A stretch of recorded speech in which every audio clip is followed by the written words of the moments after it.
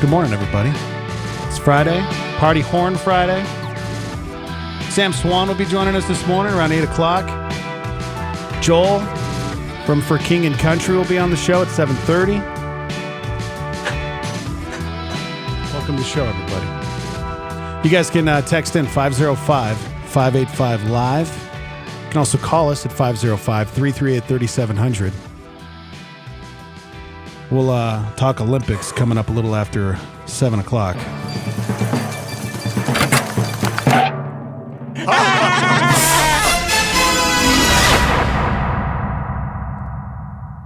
Britt Romney is a saboteur. Saboteur. What is she doing?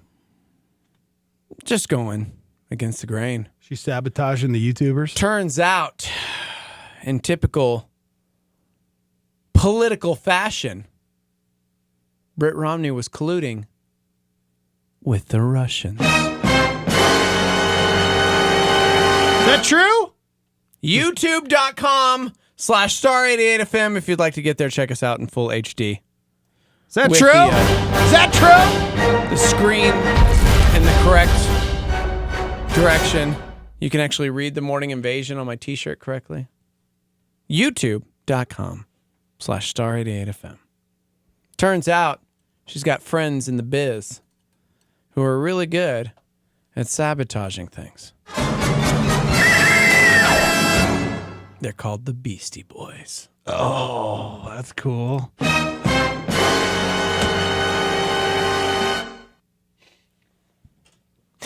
Okay, that's not it at all. But YouTube's up. YouTube.com/star88fm. Are we ready to play America's favorite game show? Oh, it's America's favorite game show.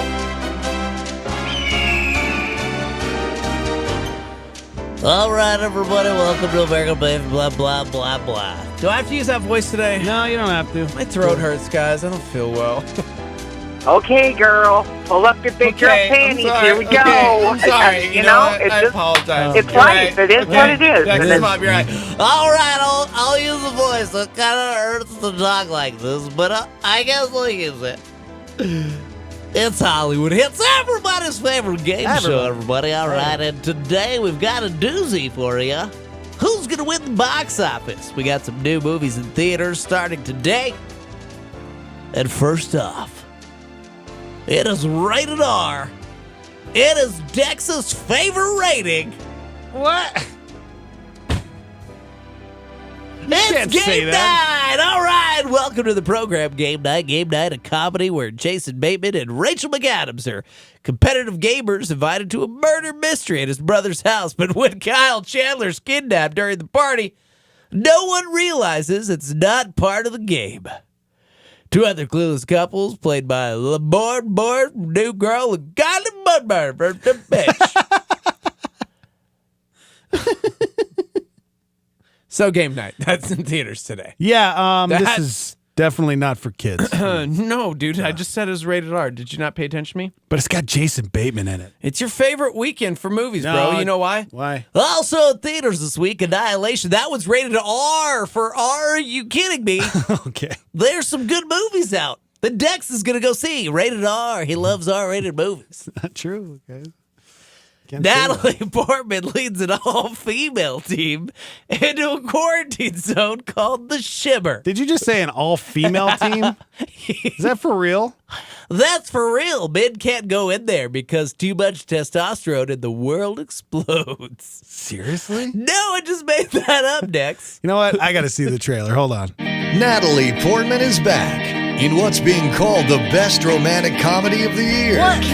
Natalie Portman is Annihilation. It's pronounced annihilation. Oh, roll the other music. Natalie Portman is back in what's being called the sci-fi thriller of the year. Yeah. Annihilation, now showing. Nice. Okay. Annihilation stars Natalie Portman. Oscar Isaac plays her husband, who's the only surviving member of a previous expedition into the Shimmer. I can't keep this voice up today, guys, but I just can't stop. The rest of her team consists of Jennifer Jason Leigh, Gina Rodriguez, Tessa Thompson, and Swedish actress Tuva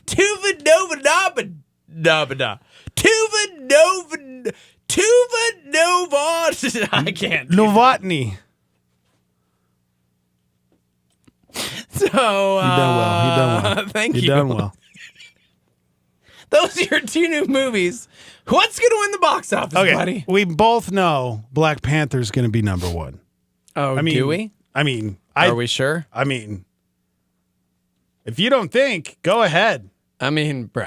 Go ahead. I mean, let's be real. Of course it's going to be number one. I mean, I was hoping that you Did would. you really think I was going to think it wasn't going to be number one? I mean, I won last week, so I'm a Marvel guy. so we have to pick I the got number more two. work yesterday, guys. Oh, I hurt today. Maybe that's why I'm so loopy. Number two movie. What's it going to be? All right, number 2 movie. Number 2 last week was weird because wasn't it Peter Rabbit? Yeah. But it was President's Day weekend and kids were off of school. Why did we think of that? Gosh, we're idiots. That's why Peter Rabbit was number 2. This is tough. I don't know if Game Night or Annihilation is going to be. I'm going Number with 2. Game Annihilation. Game Annihilation. You can't pick both, bro. Ugh. What if they tie exactly for second place? Okay. What's going to be number 2? Game Night. Wow. That was really I don't fast. know, man. Second guessing myself. Yeah, dude, think about this. Poe Dameron? Come on, bro. And Queen Amidala? Felicia says, wait. Poe Dameron and Queen Amidala are husband and wife in this movie? What? Yeah, but we got Jason Bateman and Rachel McAdams. That looks like rated R, so I'm not going to say anything. Never mind. Oh! Yeah, I picked Game Night to be number 2. Game Night, guys. Dude, but have you seen the trailer for Annihilation? Yeah, no, that looks pretty It good. looks really good. It does look good. And I like Natalie Portman. You do? I do. So what are you going with? I'm going with Game Night, number 2. You are going with Game Night number 2.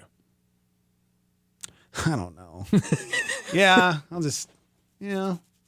I'm probably wrong. What was number 3 last week? Wasn't it my movie? 50 Shades. 50 Shades. Gone. Yeah. Get out of here, 50 Shades, you dumb. It's got to be either Game Night or Annihilation. You think for number- so? It's got to be. I'm going to go ahead and go with Annihilation. Okay. Because I can't pick what you're picking. And I'm hoping that there are enough. Man, Game Night's going to win. You think? Yes, of course it's going to win. You know what? I kind of want to switch now. You want to switch with me? Okay, wait. Paper, rock, scissors? Wait, what are we paper, rock, scissorsing for? No, just switch me, man. If you really want to switch, I'll switch with Well, you. now that you're trying to switch me, I'm thinking maybe it's because you think Annihilation's going to win. Because we've been in this situation before where you're like, oh, I really think this movie's going to win, but you already picked it, and then I don't win. So I feel like I should totally pick Annihilation because... Wait. But which one do you think's going to win? I said Game Night's going to be number 2. But is that what you really think is going to be number 2? I don't know. Oh, man. But if you think Game Night's going to be number 2, I'll give it to you. Okay. I will friend it to you. I don't want it like that, okay? Fine. I don't want it that way. Fine, then I'll stick with Game Night. You have a chance, man. You have a chance to take Game Night. But as Jarrett said, more like lame night. Am I right? Am I right? all right, so you're picking Annihilation. Number 2. You have 5 seconds. 5 seconds, and I'm not going back. 3. Fine. I'll stick with Annihilation. Oh, okay. Set it in. Set it in stone right there.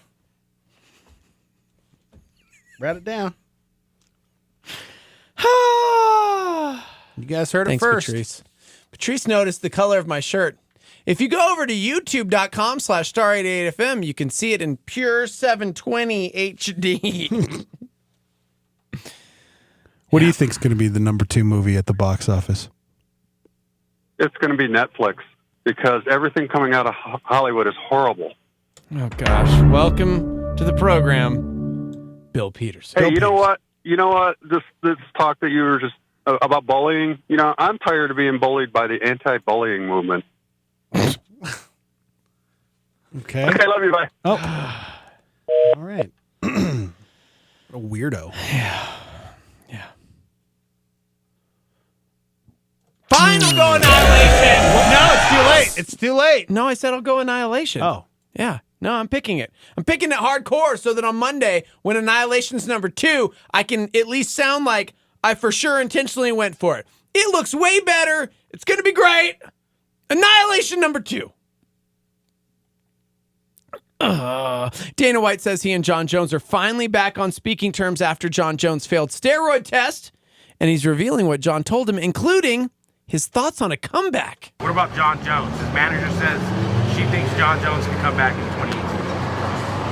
I don't know. That would be great. Well, you know. Have you heard anything? Have you talked to John? Have you heard anything? You know, it's crazy you asking me about John. John and I talked yesterday for the first time. Oh, really? It's for the first time since his last fight. July, yeah. Yeah. And how'd he sound? Good spirits? Yeah, he sounds good, and you know, he says he's you know, looking at positive things right now and just What'd he say? focusing on training. Is he trying to come back in 18? He wants to come back, absolutely. You think it's going to happen? Or? I don't know. That's up to USADA. I have nothing to do with that. It's going to happen, guys. I really feel it in my gut. John Jones will fight in 2018. I hope so. I have like the worst story in the history of worst stories. And I don't know if I want to share it, You don't have to. but I'm going to. You don't have to share anything you don't want to. This is the news, people. You depend upon it, even if it brings you down. The school in Florida where the shooting happened last week had an armed security guard. While we are caught up in the throes of gun control conversations and what we need to do, and maybe we just need to arm the teachers, and maybe this and that and the other, or we need to ban everything, or whatever you want to say. Here's something interesting. The school in Florida where the shooting took place actually had an armed security guard. People started scratching their heads last week wondering, what the heck? Doesn't our school have an armed security guard? Yes. And this is what stinks about this. Turns out he heard the gunshots and chose to stay outside. Oh my gosh. He never went in. He had his gun on him. He heard gunfire and he took cover. In fact, so much so that people started wondering, where the heck was our security guard with his handgun? So they started watching all the security footage and they suspended him without pay, and he just resigned. Gosh, man. Don't worry, it gets way worse. What? 17 people lost their lives. 17 people, man. There was an armed security guard outside, and rather than charging into the building when the massacre began, he took cover outside. Here's the horrible thing. The sheriff's office got 23 phone calls related to the suspect of the shooting going back a decade, including one this last year that said he was collecting knives and guns and preparing for something. Oh my gosh. And the sheriff's office just acknowledged they may not have adequately followed up that call. On 23 calls. Deputy Scott Peterson resigned on Thursday after being suspended without pay. Once Sheriff Deputy Scott Israel reviewed the surveillance footage, Sheriff Israel said he never went in. He did nothing. Wow. There was a sheriff's deputy, like armed guard. His job is to protect the school. Yeah. And he heard the gunshots and decided to take cover outside. Yep. 2 other deputies were also placed on restricted duty on Thursday because they may have mishandled tips called into their office over the past 2 years, warning that this kid, Nicholas Cruz, appeared intent on becoming a school shooter. They received multiple phone calls. See, that's the big problem, right? Everybody's like, well, how do we stop this from happening? This well, just that adds right to there. the list of they're right there. Failures, missed signs, and it also lends to the conversation of what do we do now, right? What's the next step? Because it's really contentious. I saw the story. I was like, I don't even want to talk about this because it's going to become like somebody's just going to destroy the world on Facebook with words right now, and then somebody else is going to. I don't like social media right now. Because it's infuriating. Because everybody's got their thoughts and opinion. That's cool. But when we start getting aggro and like, oh man, have you seen how many? There are multiple schools. Yeah. The past week have had threats. Almost every day this week, a school in our city has closed because of that. Yeah, these revelations add to a list of failures, missed signs by the authorities that may have prevented one of the deadliest shootings in American school history. Yeah. The FBI actually received a tip last month from somebody close to the kid that he owned a gun, had talked of committing a school shooting, and the Bureau finally acknowledged that it failed to investigate that tip. Jeez. We got to take it serious. I'm hoping that, because at least this week we've gotten word from all these schools, whether it was Belen High School, Rio Rancho, Tony Hillerman, that they're taking it seriously. If anything, please, we've got to start taking it seriously. Yeah. Because this is unbelievable. And hopefully, these kids that have been making the threats, whether they were serious or not, I don't care if they were doing it as a prank. Right. I hope that they get in a lot of trouble. And if they are, that's it. Hold those kids accountable. Yeah. Take the threat seriously. Mm-hmm. Surveillance video, which was not released, showed Deputy Peterson remaining outside the west side of the building for at least 4 minutes while the gunman was inside. You can hear the gunfire going off. The shooting rampage lasted less than 6 minutes. The video was corroborated by witness statements because people saw the sheriff deputy outside. Gosh, with, man, it makes my stomach arms sick. Just hanging out. Ugh. Refusing to go in. Just kind of duck and cover. They informed Deputy Peterson on Thursday he was being suspended without pay and placed under internal investigation. He had been with the office for more than 32 years. Jeez. He chose to retire. So he signed his retirement papers, which amounted to a resignation. So, been with them for 32 years. So that's the thing. I don't even want to. Yeah. Talking about a sheriff deputy who's been with the sheriff's department for 32 years, who was armed, who still chose not to go inside. So crazy to me. All right, we got to take a break. Let's arm all the teachers, please. All right, we got to take a quick break. Going to break. I gotta go. Okay. Joel will be on the show for King and Country about 7:30. When we come back, we'll give you some of the highlights from the Winter Olympic Games from the Dreamstyle Remodeling Star 88 Studios. Hang on. Tony Evans. This is a Star 88 Supernova. How do you write a book? Last time I checked, one chapter at a time. How do you win a championship? One game at a time. How do you lose weight? 1 pound at a time. Many of us trying to beat the odds of death. We're hoping grandmother dies, aunt dies. Somebody, please die. Make sure my name is in your will. The more sane biblical approach is to line up all your bills, take your smallest bill first, pay off that bill, then take the money that you used to pay off that bill and the money that you saved now that you don't have to pay that bill, and go to the next bill, then you collect that together, and you go to the next bill, then you collect that together, and you go to the next bill, then you collect that together, and you go to the next bill, and after a while, you look back and see you beat the dead odd. That was Pastor Tony Evans on a Star 88 Supernova. This is Groundwire with Sean Dunn. As a chronic people watcher, I have studied the choices people make. Not only their personal styles signified by their clothes, body art, and overall fashion sense, but their response to the bigger life issues as well. Some center their lives around careers, others around relationships, while others establish the priorities of their hobbies. The ones, though, that impress me are the ones that do not live for themselves, but others. The Bible says that Jesus Christ died for all, and that the proper response to that is for a person to live no longer for themselves, but for him who died for them and was raised again. When you understand that God sent his son to die on a cross to purchase a relationship with you, something inside of you wants to live for him, to see his love made known to the world. My question to you is, what do you live for?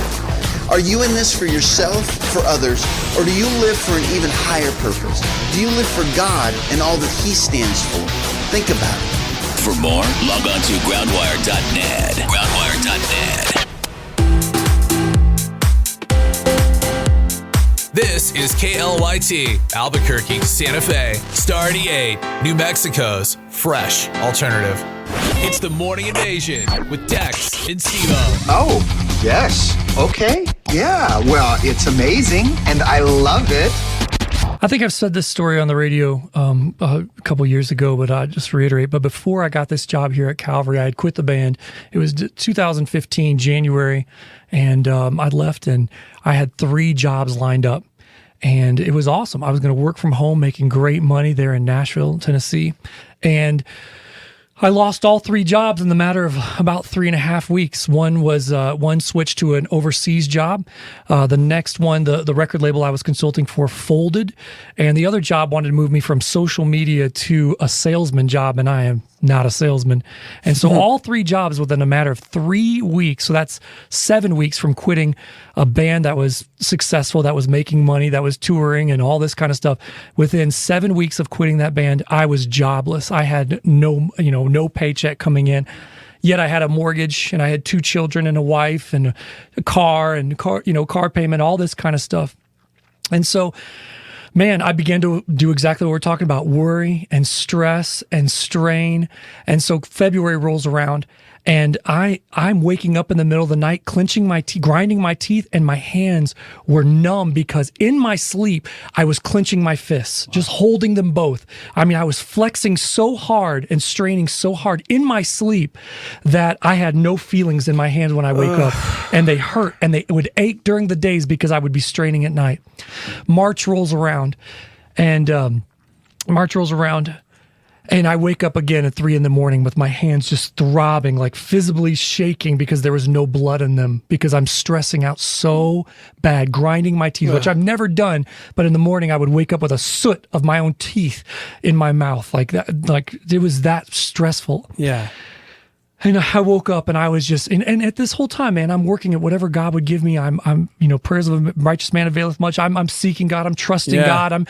I'm doing my quiet times. I'm really pursuing Him. And I just was like, God, here I am again, 3 a.m. with my hands hurting. And what do I do? What is wrong? I thought you said to leave the band. I thought we had all this worked out. Everything was right. Yeah. Why is this going so wrong? And I got a feeling in my spirit.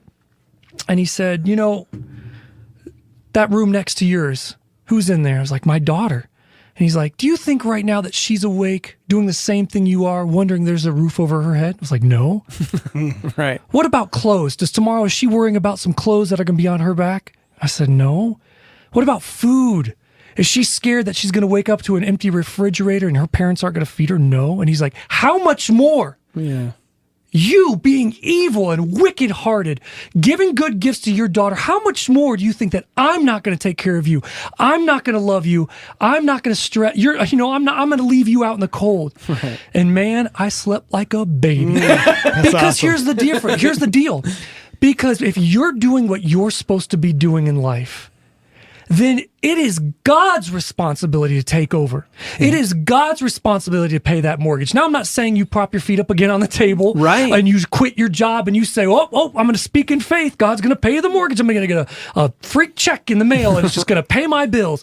That's not what I'm saying here. What I'm saying is you do what you're supposed to be doing and you let God take care of the rest. Yeah. It says in Proverbs 3:5-6, trust in the Lord with all your heart and lean not unto your own understanding, and in all your ways acknowledge Jesus Christ, and He will direct your path. He will show you. That next morning, I didn't wake up and suddenly there was a paycheck or a freak check in the mail or a phone call that was like, I've got a job for you. It actually took a month for Steve-O to call me after that. to kind of start the process of getting me here to Calvary. So I'm not saying like the next day it's like a miracle as soon as you unclench your fist, but I feel like that's kind of an analogy. That perspective change. Yeah. It's kind of an analogy. Here I was grasping so hard at life, holding at night, so stressed out, so strained that I had no feelings.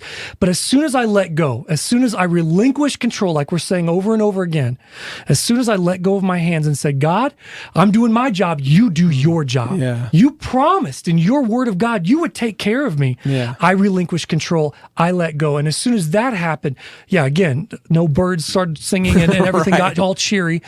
But it was when I realized it's no longer my responsibility. It was his. It was a perspective change that changed my life. And I hold that dear now. Like, even though I have a job, I don't look at it like, oh, thank God for Calvary and a paycheck. I look at it like, praise God for God's faithfulness. No matter what the circumstances are that surround me, my perspective is God is faithful. I'll work hard and diligently, and I'll pursue you, Jesus Christ, and I will put my hand to the plow and work for my family.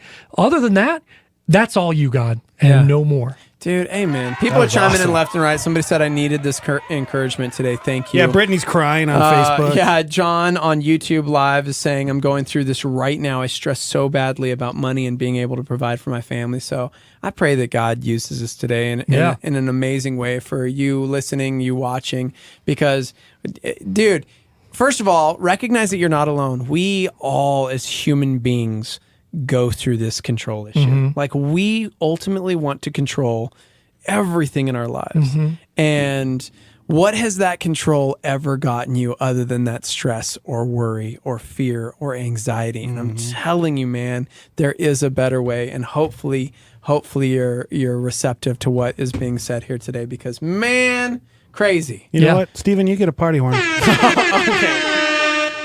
It's for you, buddy. Thank you so much. You deserve that. Wake up, get up, wake up, get up, wake up, get up, wake up, get up, wake up, get up, wake up, get up, wake up, get up. It's the Morning Invasion with Dex and Steve-O.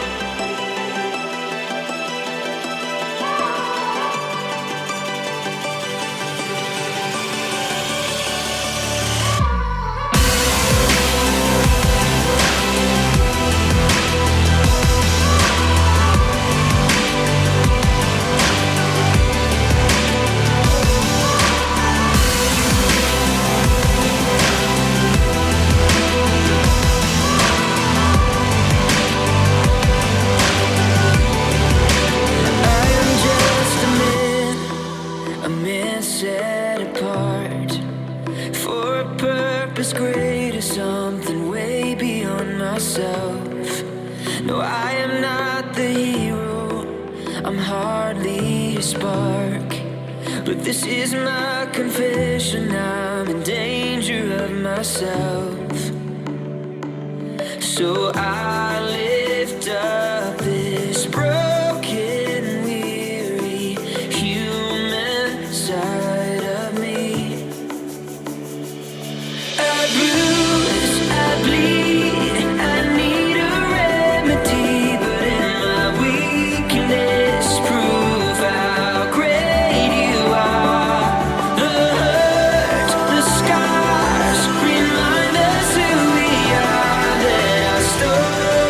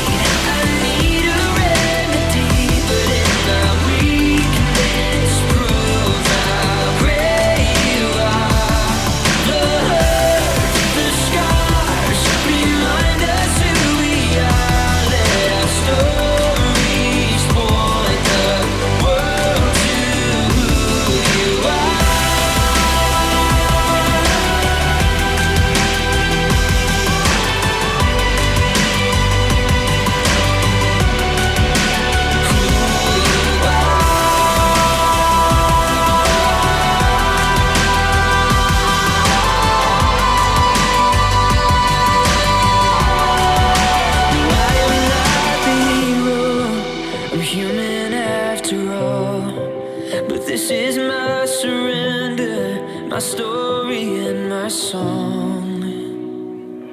I bruise, I bleed, I need a remedy, but in my weakness proves how great you are. The hurt, the scars remind us who we are. Let our stories point the world to who you are.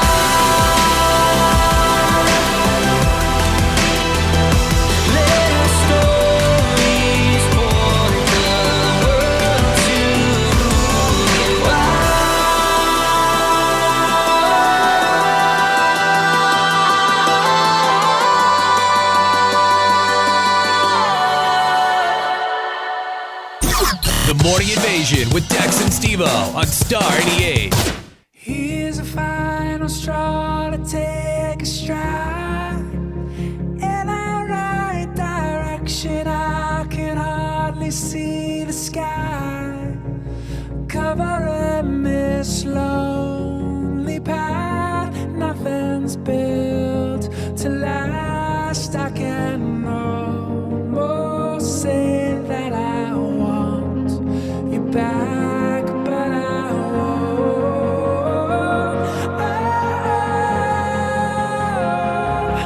No, I won't.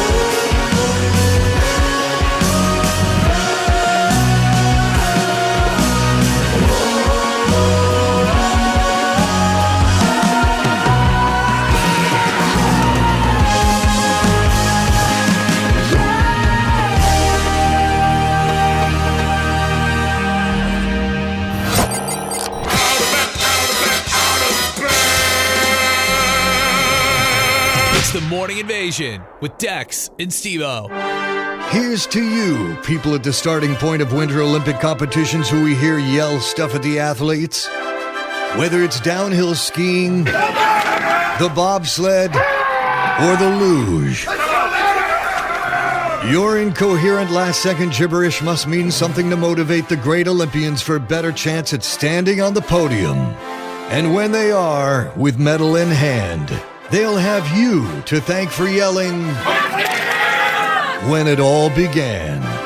You are a part of their big win, and to you, we say... Beautiful. Are the Olympics beautiful this year? I don't know. Wait, I thought they ended like 3 weeks ago. We're still talking about them? It's not over yet, Steve-O. No. Here is where we stand so far. As of midnight last night, Norway was still leading with 35 medals.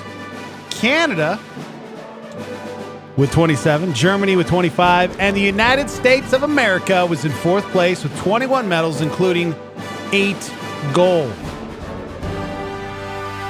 Now, a few things that are going on. Skier Lindsey Vonn scattered the ashes of her grandfather near the course where she won her bronze medal. He passed away in November. He was stationed near Pyeongchang during the Korean War as part of the Army Corps of Engineers. So she thought that would be what he wanted. Kind of cool. A lot has been made about the music in figure skating this year. But here's something no one saw coming. A German figure skater skated to music from the movie Schindler's List. The next skater represents Germany, Nicole Schott. It was a beautiful performance. Nicole's performing to Schindler's List. People lost their minds. One person tweeted, German figure skater performing to music from Schindler's List? That's not the choice I'd go with. Okay. Even Leslie Jones, who is hilarious, said this. Hey, my friend just told me that she's performing to Schindler's List. What is happening right now? Is she from Germany? And is that... Wait a minute. Do I got that wrong? Seriously, do I got that wrong? Nope. Yeah, got that wrong. Okay, guys. Others took a different approach, saying, quote, oh, good, Schindler's List. What a treat we are now in for, said no skating fan ever. I like this one. I'm trying to imagine the discussion when someone says, hey, how about skating to music from Schindler's List? That'll really get the crowd pumped up. Am I right? Schindler's List. Yep. You know what will get the crowd pumped up? Yvette Toth, my fifth cousin from Hungary. She's gone viral. Oh! She definitely fell a few times during her performance, but people lost their minds because I don't think anybody's ever figure skated to AC/DC. This isn't the Olympics, though. What do you mean it's not the Olympics? This is the EC 2018 something. Okay. It's the Olympics, bro. It's not the Olympics, Look, bro. Oh, yeah. Come on. See? Same taste in music. We have to be family. This isn't the Olympics. Yeah, it is, bro. Thunder. You guys got to watch this. This is pretty good. This is one of my family members from Hungary, Yvette Toth. Just killing it.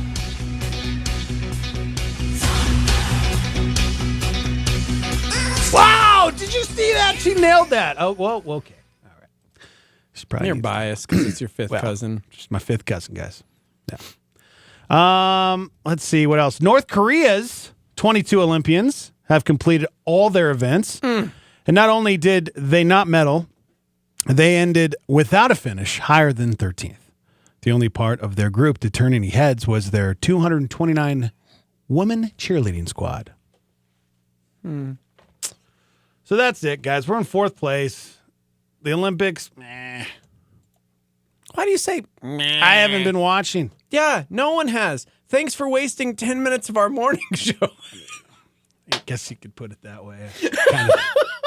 I mean, you're right. You know what? I apologize. I mean, I wouldn't mind talking a little bit about the German girl who skated to Schindler's List. It's an interesting choice, that's for sure. I mean, but why couldn't it just be like a, hey guys, our bad tribute figure skater? Well, I wish that maybe they reached out for a comment or something like, well, why did you choose Schindler's List? Is it because you're paying tribute? You feel like... So we don't even have a quote from her? No. So nothing. It's really not news. I'm waiting for your apology. I apologize, guys. Thank you. I apologize. We'll scrap the Olympic updates. We don't need to go over the highlights. I mean, yeah. So that's it, guys. I mean, we could talk about the men's curling team. They had a big upset against Canada yesterday morning. Make the gold medal match against Sweden tonight. I mean, that's pretty cool. You know? Got a pretty great email this morning. Oh, we got an email? Yeah, we got an email from Good. Brill Clinton. What? Said, Steven, I would never admit this online, but that YouTube picture is so clear. I can see Yorindex's pores. Thanks, Brill Clinton. Is it really that clear? Maybe our computer just It's stinks. HD, bro. Yeah, because on our computers, it doesn't look HD. That's because you're not streaming the HD stream. You have to actually go to the HD stream and change your setting. Yeah, you're not watching it in HD, bruh. Oh, I'm on 480p? What is this? Have you ever used YouTube before in your life? Well, it looks exactly the same. Okay. Do I need to reload it, maybe? Looks the same, bro. Whoa, it does look clear. I'm just saying, it's pretty clear. Guys, if you want to see all of my zits, all my pores, go to YouTube. We're live right now. It's a lot clearer than the Facebook feed. Britt Romney. Dude, speaking of, Chrissy hates me. Your wife? Yes. Why?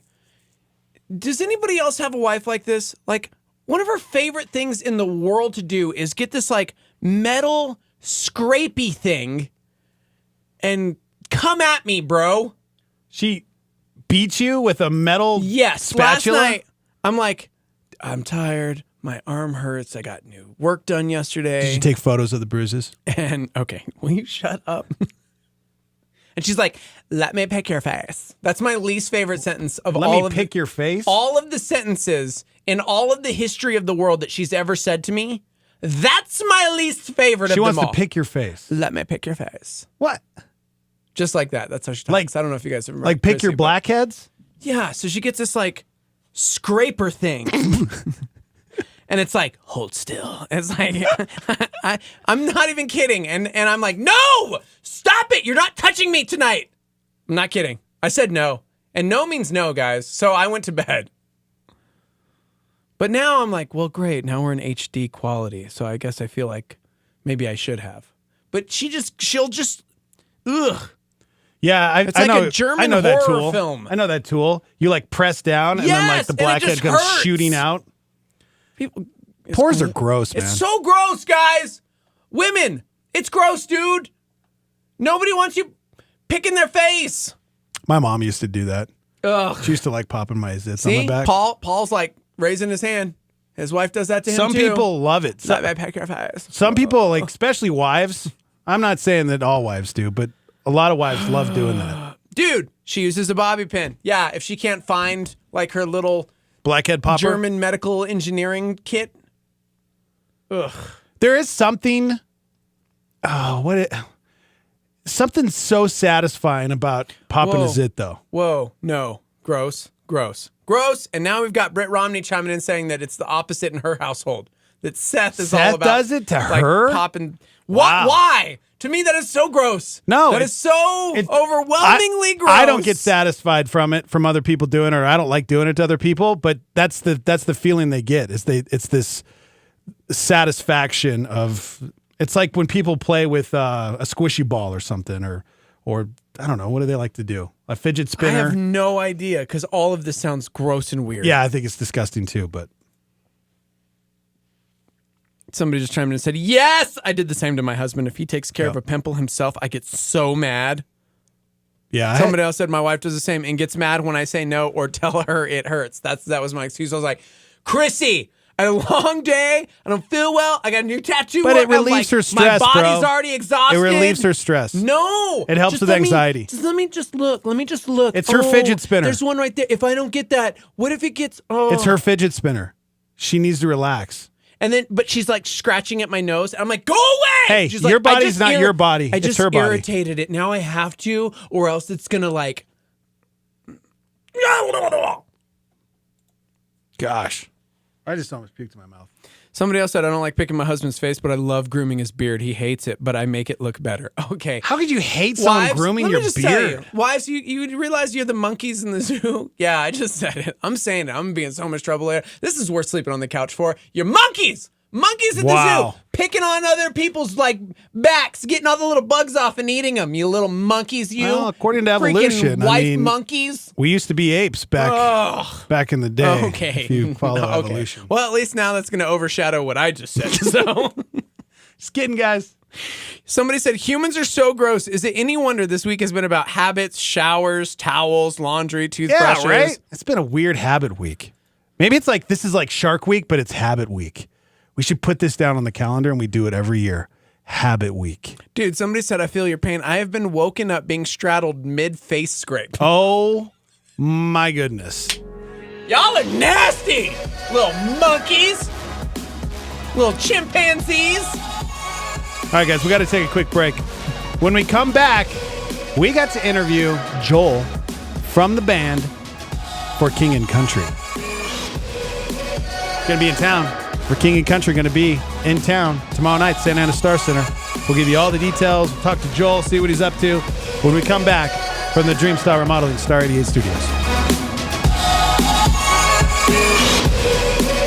Get ready for an unforgettable experience. Compassion International presents The Road Show, featuring For King and Country. Matthew West, Natalie Grant, Zach Williams, Social Club Misfits, and kicking off the evening in worship, Bethel Music. February 24th at the Santa Ana Star Center in Rio Rancho. Seats are just $10 at the door while they last. The Road Show 2018. Star 88 thanks Jake Canales at Doorway Home Loans for becoming a power partner. Jake Canales at Doorway Home Loans provides VA, FHA, USDA, and conventional home loans for purchase and refinance mortgages. Jake Canales, Doorway Home Loans, 505-261-5138. Doorway.com/Jake-Canales. Jake Can. Philippians 4:13. NMLS number 310617. Doorway Home Loans, a DBA of International City Mortgage Incorporated. NMLS number 222730. John Lennox points out, faith is a response to evidence, not rejoicing in the absence of evidence. A solar flare on Star 88.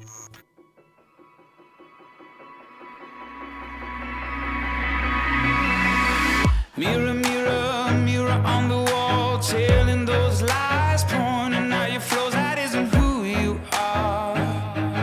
That isn't who you are. It might be hard to hear, but let me tell you, dear, if you could see what I could see, I know you would believe that isn't who you are. There's more to who you are. So when it's late, you're wide awake, too much to take. Don't shift and forget that in the pain you can be brave, you will say. I see you dressed in white, every wrong made right. I see a rose in bloom at the side of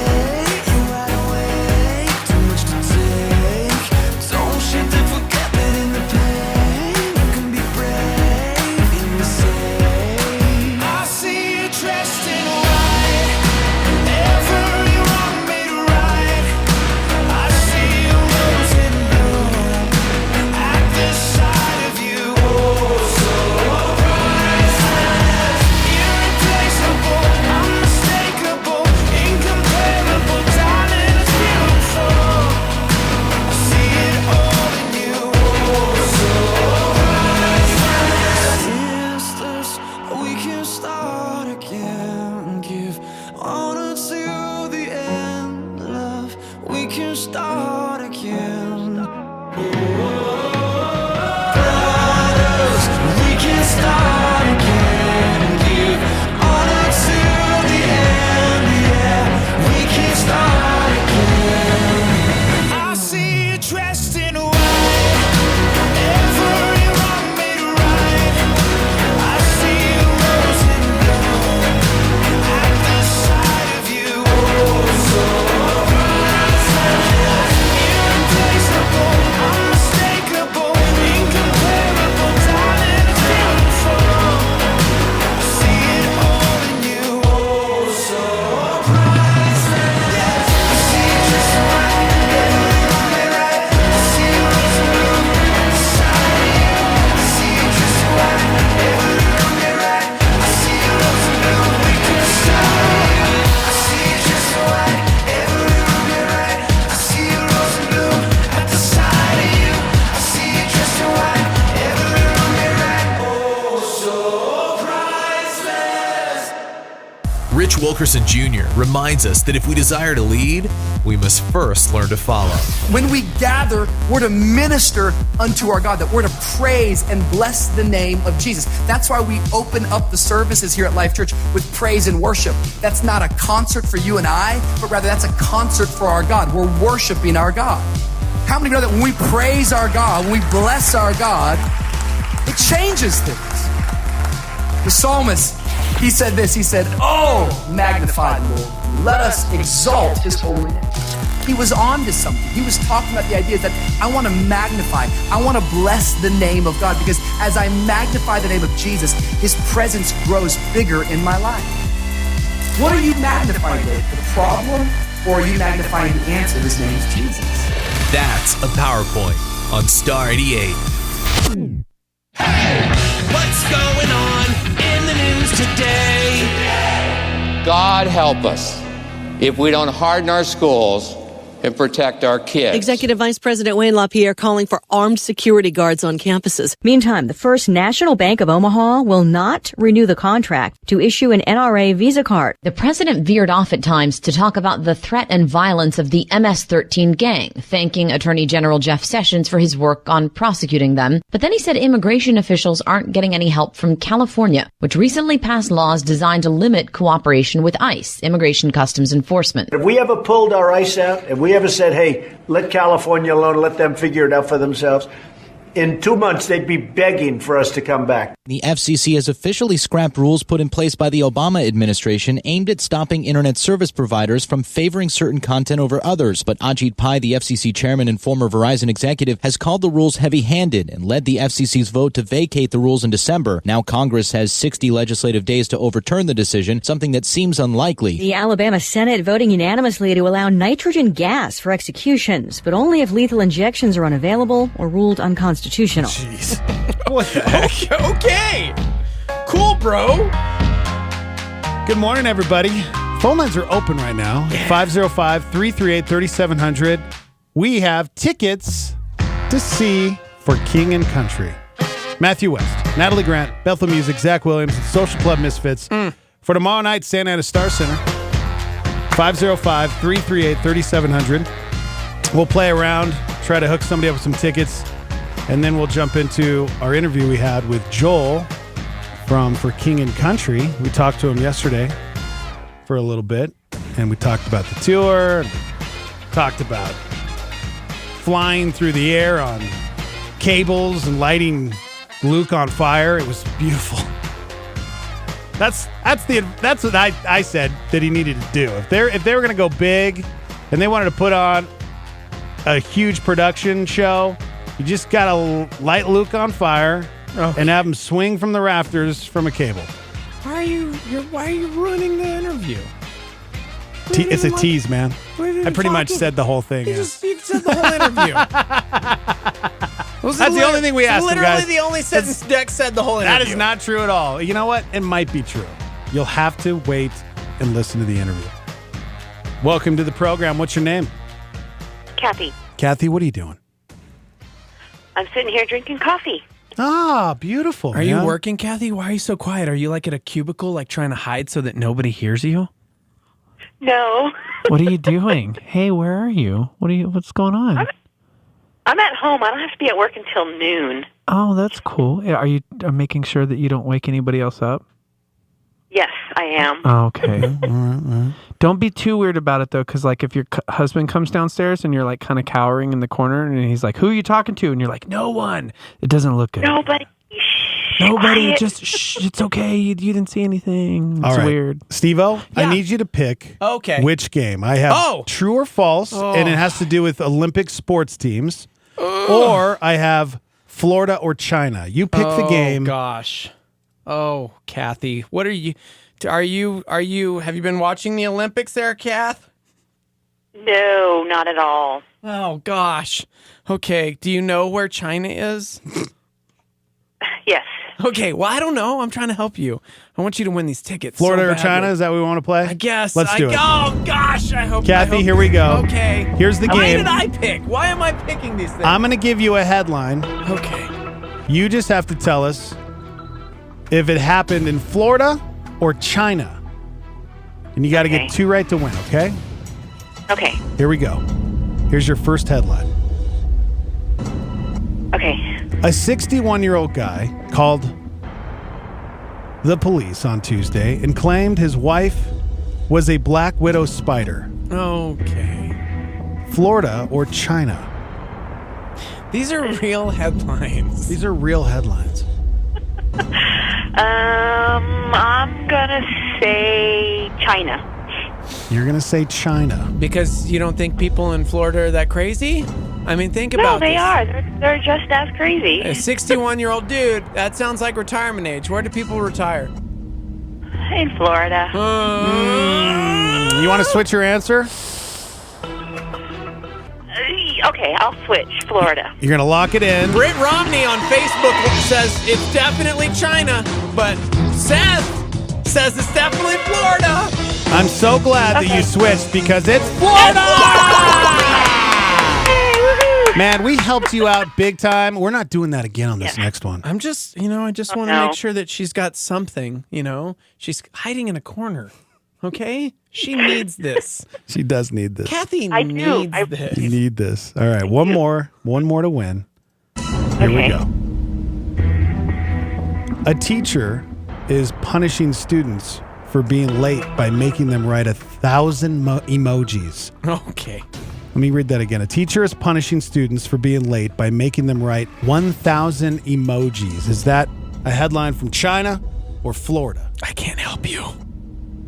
Yeah. I'm gonna say China. You're going to say China. Lock it in? Go China. You're going to lock it in? Yeah. Locking it in. Kathy?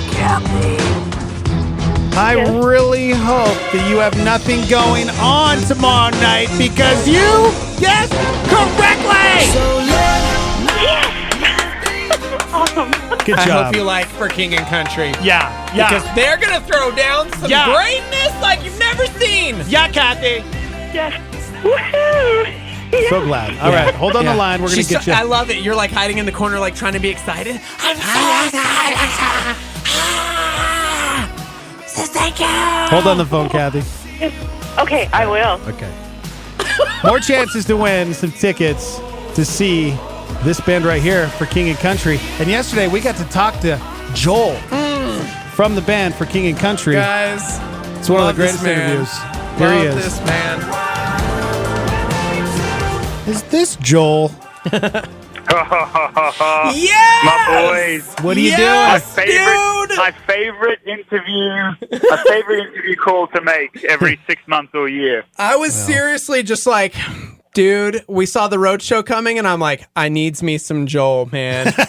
I needs me some Joel. So really, in the end, the road show was just an excuse for us to talk on the phone again. Yep, it's true. Dude, welcome. I can't wait for you to be in the ABQ once again. We're excited, man. One of the one of my the towns in the great United States that I'm most fond of is your ABQ. Yes, well, we dude. love you here. We Albuquerque do. loves you. We do. Seriously, I'm telling you. So it's going to be good. The road show this weekend. Yep. Like it's coming up fast.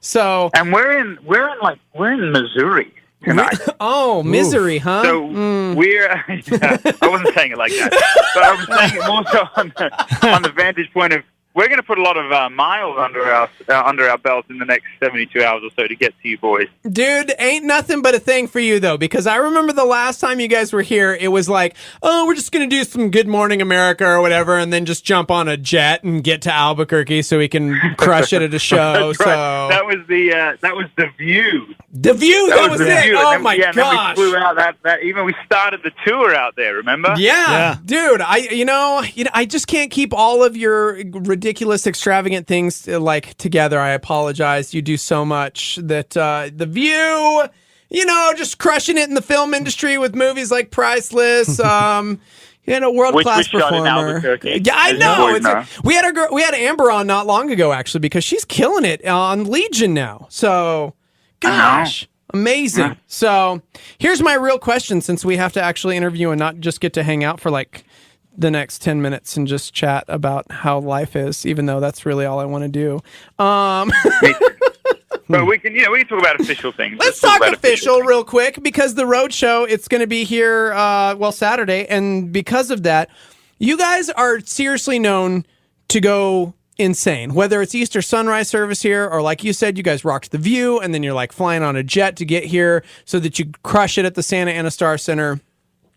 How do you keep upping the game? Because at this point, it's not a secret. It used to be the best kept secret that for King and Country was the freaking king of the live show.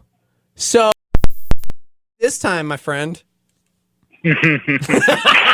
Man, you're very kind, fellas, and you're right. I do just want to kind of geek out and have bro time with you.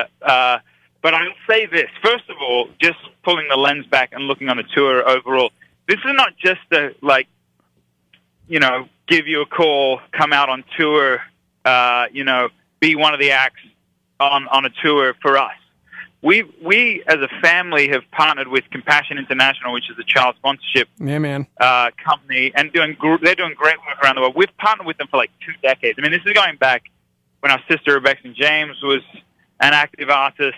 She partnered with them, and they own this tour. And so when they called us, we said, "Hey, we want to come out, but we don't want to. We want to kind of take our partnership that we've had, our long-standing relationship, and apply it to the tour. So we want to speak into production. We want to speak into who's on the tour. So like Zach Williams, for instance, Luke and I called Zach and kind of said, hey, man, we want to personally extend the invitation for you to come out on this tour. Bethel Music. Gosh, I can't Luke wait. got on the phone with them and said, hey, would you consider this? And so it's really, a lot of people say all the time, well, it's a night for everyone, but it really is, dude, because you've got The Voice with Natalie Grant, you've got hip hop with Social Club Misfits, you've got the soul and kind of country flair a little bit with Zach Williams, you've got the church kind of congregational moment with Bethel, and then you have kind of hopefully the icing on the cake with us as a band filling in the gaps. We're bringing the curtain, we're bringing the lasers, we're bringing the stories. We've also added these massive LED panels that are surrounding us on the stage and on the platforms, and we've been working with Ben, our brother, who directed Priceless, which we shot in Albuquerque. As I said, he's been doing all the content for it, and dude, it is. This will only be, by the time we get to you guys, it'll be the only 7th or 8th time we've ever done it. But it is it's beautiful, man. It's funny because you feel strange talking about this production stuff and what you're doing, but the whole point of it is it's punctuating the story. It's punctuating the inspiration. It's a way to really, let's face it, we live in an entertainment-driven culture, and it's our way of saying, hey, we got this grand story to tell of this incredible hope and write stories about God and life and our wives and everything in between. But we don't want to just come up there and sing Kumbaya with an acoustic guitar. There's a charm to that when you're around a campfire. But if you're going to be in an arena, let's get up there and do something that will create a moment and a memory that people won't forget. Which leads me to this question. Oh, no, Dexter. How many years are we away from hooking Luke up to a cable, lighting him on fire, and pushing him through the crowd? That's not a thing. If you want a stage show, you need pyro and you need cables that can make you brother fly. on fire. That's not a thing. That would be appropriate to get Luke on fire.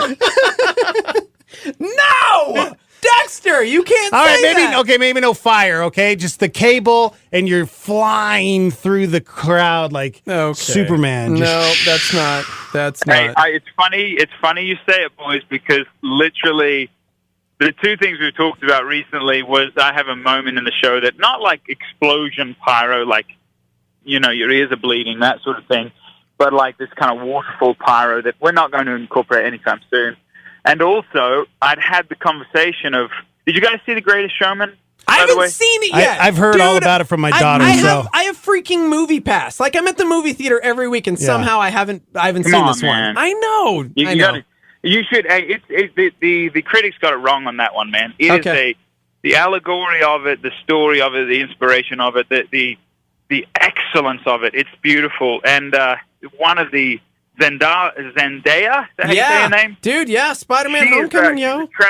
She's a trapeze artist in the film, and it sent my mind wild with ideas of how to incorporate it. Not anytime soon, but hey. I'll call you when we do, and that'll be the conversation. There you go. I love it. There you go. I love it. Yeah, I got ideas for days. The inspiration came from The Greatest Showman and The Morning Invasion with Dex and Steve-O. No, just Dex. It just came from Dex. Oh, come on. But I've been friends with Joel for many, many moons longer. Well, I brought it up, sir. I brought it up. There you go. So I just want to be You laughed at included. me. You laughed at me and said no, and he said, you know what? That's a great idea. Dude, okay. So speaking of the arts and The Greatest Showman and your brother and all of the incredible fun things in culture, what are you rocking right now? Is there anything just blowing your mind? Musically? Anything. I mean, I want to know. Well, one, The Greatest Showman. Two, I took my wife on a date 2 nights ago, and we watched You've Got Mail. Oh. Because Meg Ryan, Tom Hanks, because she hadn't. My wife and I are 8 years apart. She's 8 years younger than me. She didn't know what You've Got Mail. Oh, she didn't know. She doesn't know what that means. Okay. Like that was past her generation. Wow. I don't even know how. Dude, yeah. Yeah. Did she like it? It blew my mind. I know. I need to know. That's like we talk about Tom Hanks films, and it's like big, and then I immediately say that thing you do, You've Got Mail. Like those are the top Tom Hanks films of all time, in my opinion. So what did she think? Yeah, she really liked it. I mean, it's a what I love about it is I feel like culturally we're in a really interesting spot in the arts because you've got this hope-filled music that's coming up, even the success of NF in the hip-hop genre, or, say what you will about Chance the Rapper, but man, getting on the Grammys and singing How Great Is Our God. Dude, that was brilliant It's performance. incredible. Yes. And I was actually there that night last year when he did it, and it was just, it knocked my shoes off my feet.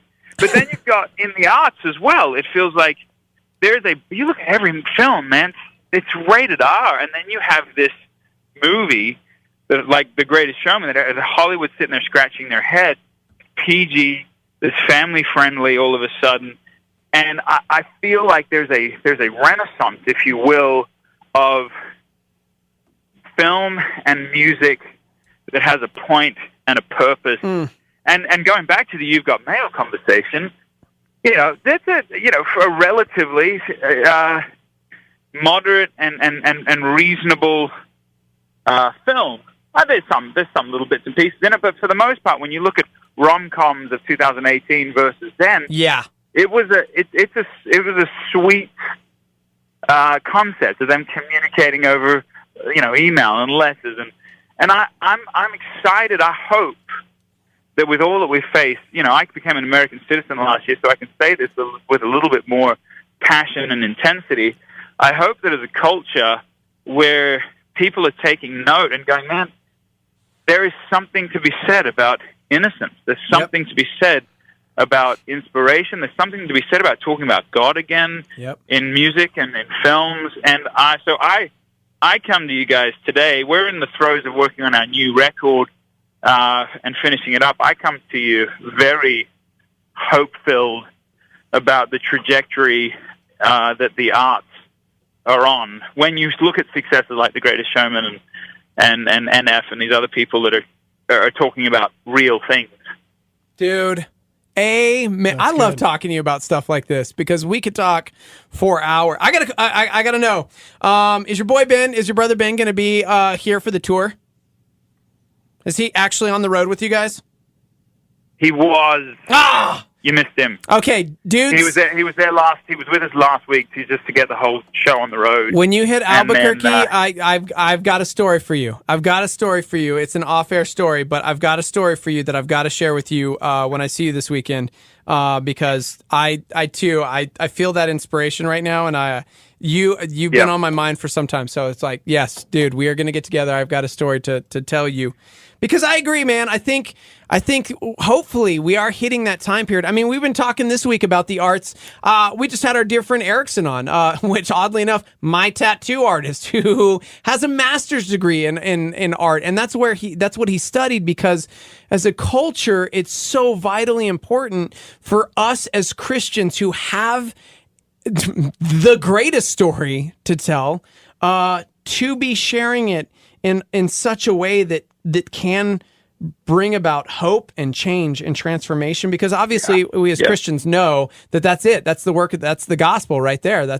I mean, it is transformative. It is life-changing. And for too long, it's been mediocre in the storytelling within our culture, because we haven't really given our best when it comes to glorifying the creator of the universe. So I get stoked when I hear that. And not only the creator of the universe, the creator of art, the creator of music, the creator of entertainment, the creator of beauty. Mm-hmm. Like I think the enemy's actually done a real number on us in the modern culture. When you go back to the great eras throughout history, and you look at art, whether it was drama or whether it was paintings or whether it was music, man, it's all tied to God. It's all tied to the Sistine Chapel. It's all tied to these incredible things that God did, that people did on behalf of the church, or like pointing people towards spiritual ideas. It's only in my study of history, at least, it's only in the modern era that we have been told a lie that if it's too entertaining, then God can't be in the middle of it. Right. And I would say it's a fallacy.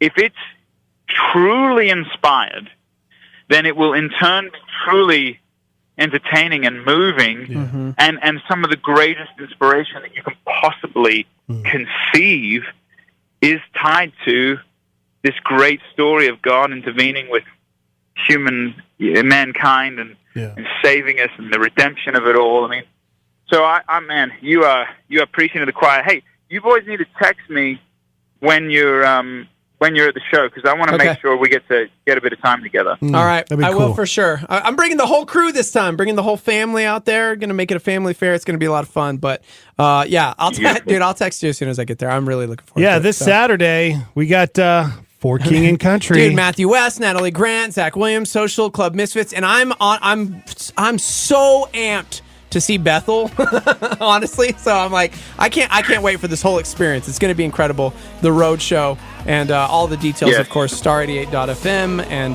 get there and check it out. Give our love to Luke. I know, dude. We will see you very, very, very soon, my friend. I will. You boys are my favorite. See you on the weekend. All right, man. We'll see you then. Joel. All right.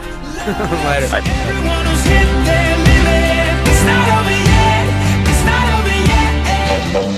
Why not take a quick break? Be right back. The Morning Invasion with Dex and Steve-O.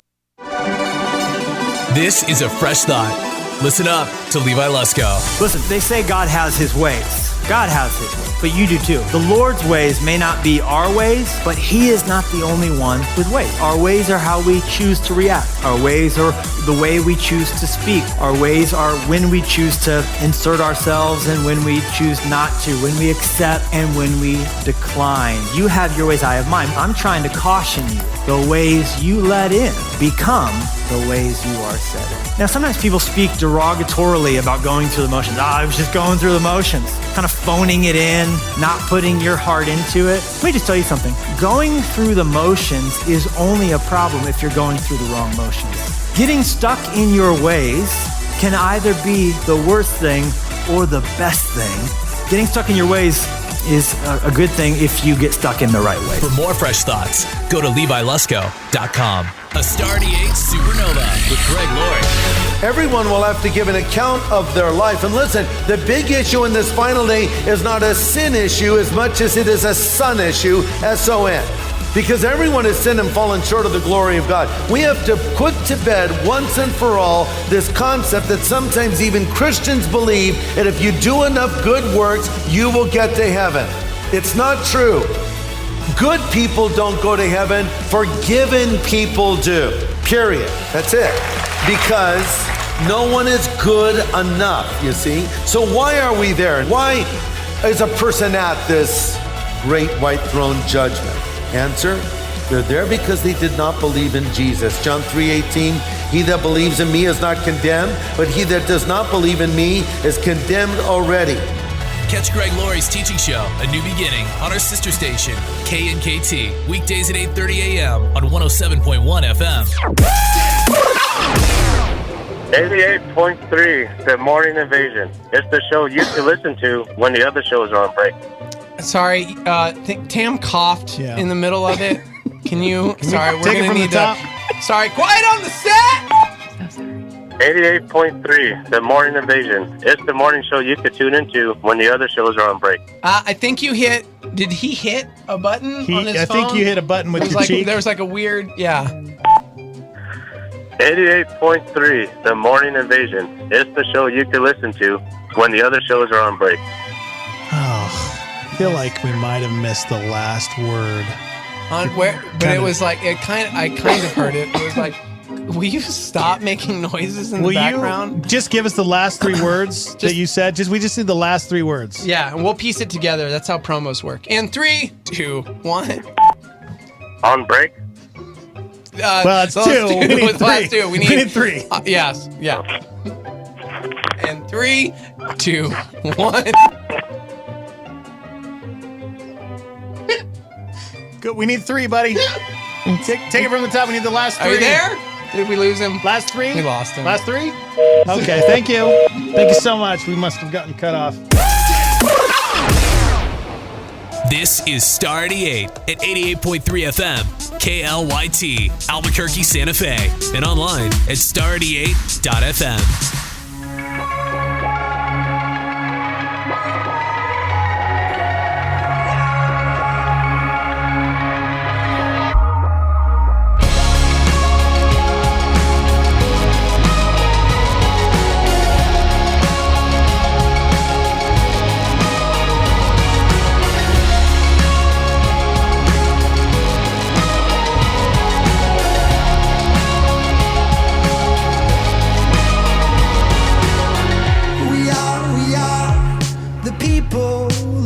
True, we are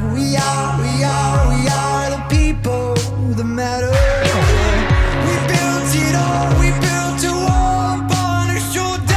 We are the people of the borders. So we both show up our hands and eyes. Though so close, how can we live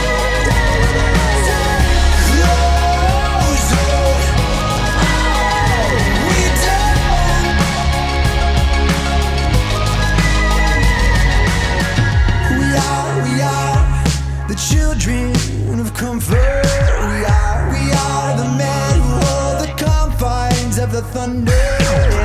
We took the shining force to reach to submission. We live and breathe the ever human condition. So we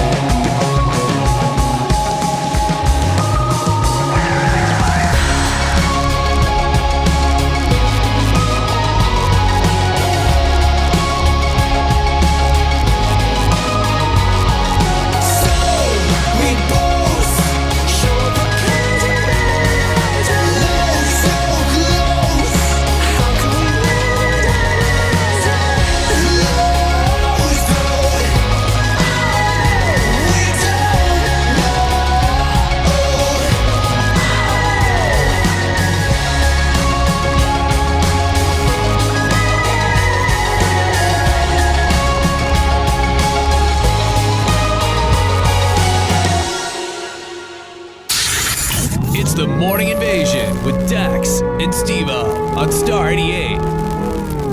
His name is Sam Swann. Welcome to the program, Swan. Thanks. Is that my new theme music? Yeah. Dude, I love it. It's like an 80s feel. Yeah. Even though I was, in college and married in the 80s. But I like it. Yeah. Yeah.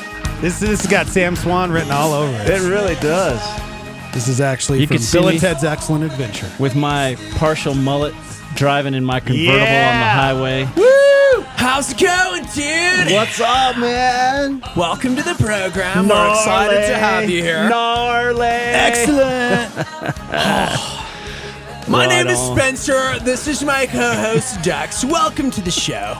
I like that. That's cool. I've been working on my character, Spencer. I'm totally stoked to be here, He's my bro. favorite. I seriously went to Taco Bell the other day and ordered my drive-thru just like this. No way. Did you really? Yeah, that's real, actually. That rocks. I've been trying to develop different characters. Totally rocks. Seriously, my name is Spencer. My friends call me Spence. Yeah, I ordered the nacho box. Except his close friends call him Sir. Sir Spence, maybe. No, just Sir. Oh, just Sir. Like the half. Oh, okay. See? That was a terrible maybe it just joke, but that's okay. Dude, you're ancient, so I'll let right you on, have it. bro. Right You're on. pretty righteous that's for an Mr. ancient dude. To you. Okay. I kid you not, dude.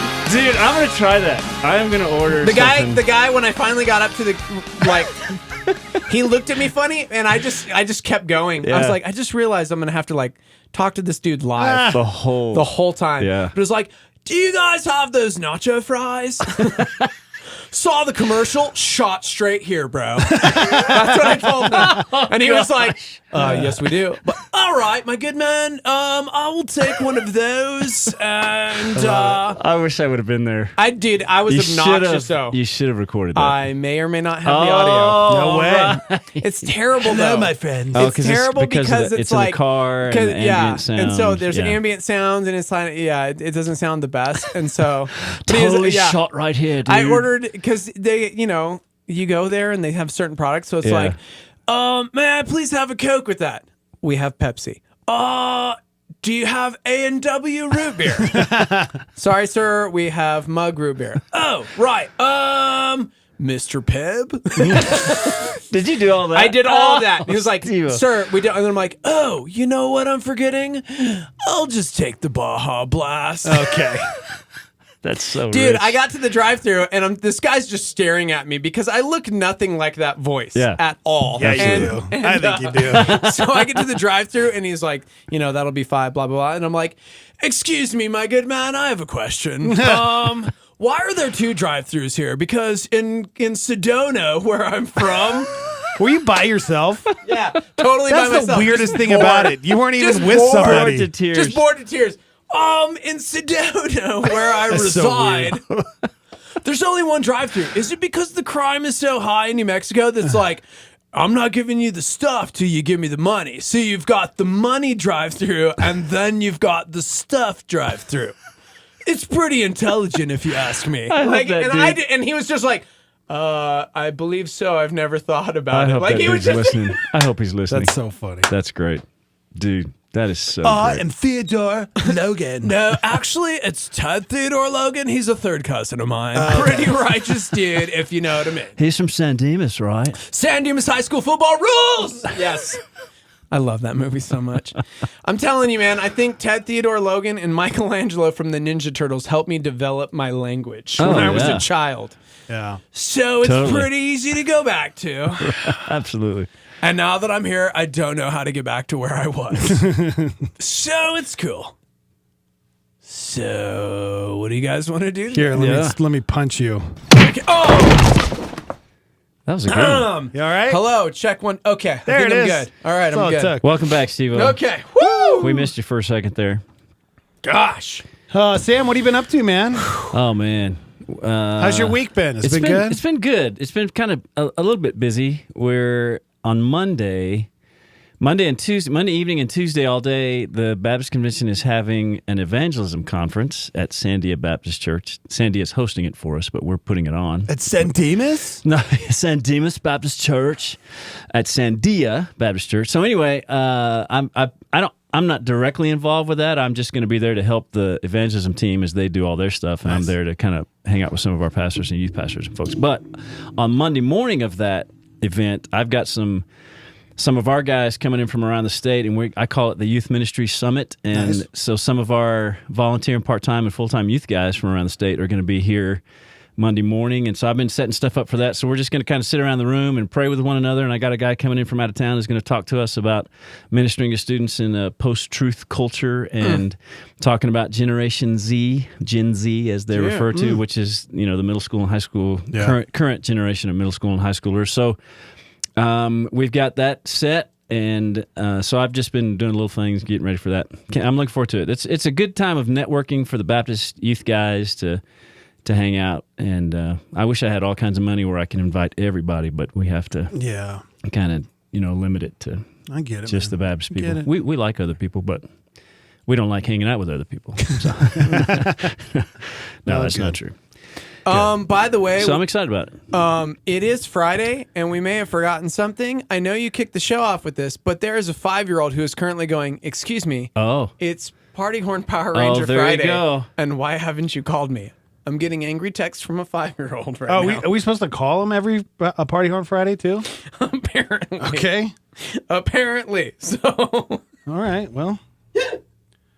I don't know exactly what the conversation's going to be like today.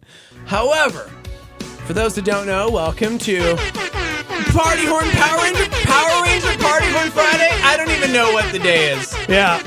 Sorry, there's no Power Ranger Party Horn out there, Brody. I'm sorry. Oh, you can't develop it for my child? I always forget. Weird. I keep forgetting. Huh. I'll tell him you said that. I wish you wouldn't. All right, you guys can text in the show, 505-585-LIVE, if you want to text in. You can also call us, 505-338-3700. Good morning. Hi. Hi. Brody Parker! What day is it, Brody? Cool, bro. It's on Friday. Yeah, is it? Is it, though? Yeah. I mean, that doesn't... That didn't sound excited enough. Are you excited that it's Party Horn Power Ranger Friday? Yeah. Okay. So, listen, my bro. It is Friday. It's Party Horn Friday. It's Power Ranger Friday. What's on the old agenda for Brody Parker today? I don't know. You don't know? You don't know what you're going to do today? Yeah, I know. Okay.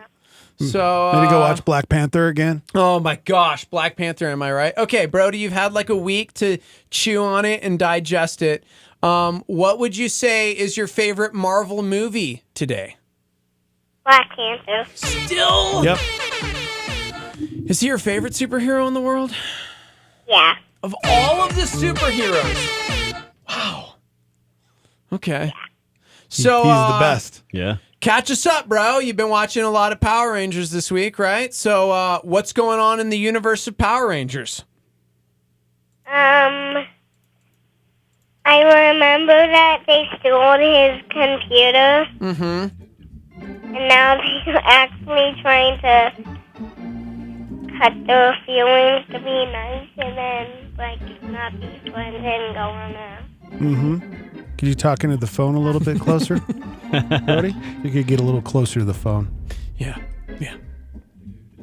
So, okay, wait. They stole somebody's computer and they didn't want to be friends anymore? No, they didn't steal it anymore. They had a bad guy who had scissors. And then after that, they could feel their, feelings of being nice. And that was a bad guy who had scissors. And also we can cut the feelings and then they be nice. And then they're going on a bus. So the bad guy had scissors. He cut their and feelings he cut out. their feelings out. Yeah. And so then they weren't nice anymore? Yeah. Oh. Do you know what the rule is when you're handling scissors, right? Yeah. What is it? It's something that you only use on paper. Right. That's good. That's a good rule. That's also, a really good scissors rule. You never run with scissors. Yeah, never run with scissors, Brody. Right.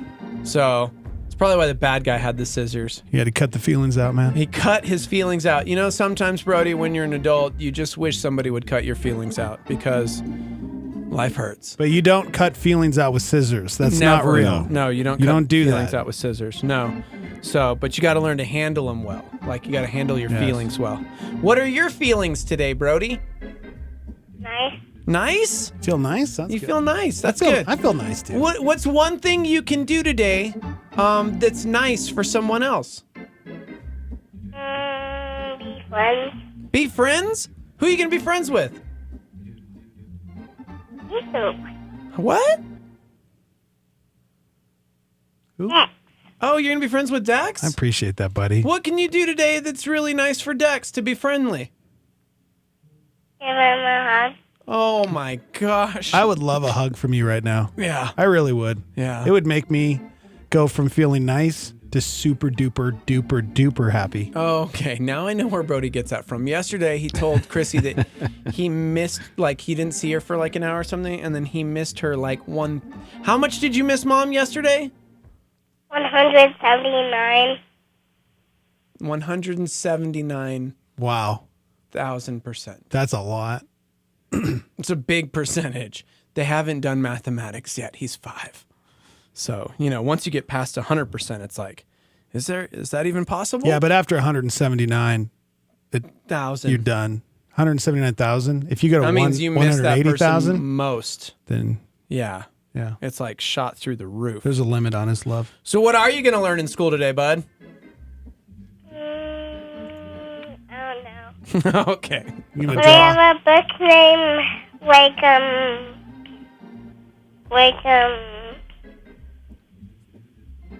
2,000 years later. Shark Attack. When Yeah. they're scaring fish with saying shark attack, and then they keep saying shark attack, and then there was a shark behind something, and then there was fish and 12 o'clock midnight. and then the shark found the fish, and then they tried to eat him. Wow. That's It cool. was the shark. One eternity later. Huge. Wow. So, wait. So what did we learn from that? Don't be a shark? Yeah. Okay. Because sharks aren't friendly. Yeah. You're learning a lot about being a good friend. What do you think makes you a good friend, Brody? Be nice. Be nice. Yeah, but you're a nice kid. He's a pretty nice kid. Except when you play video games. What?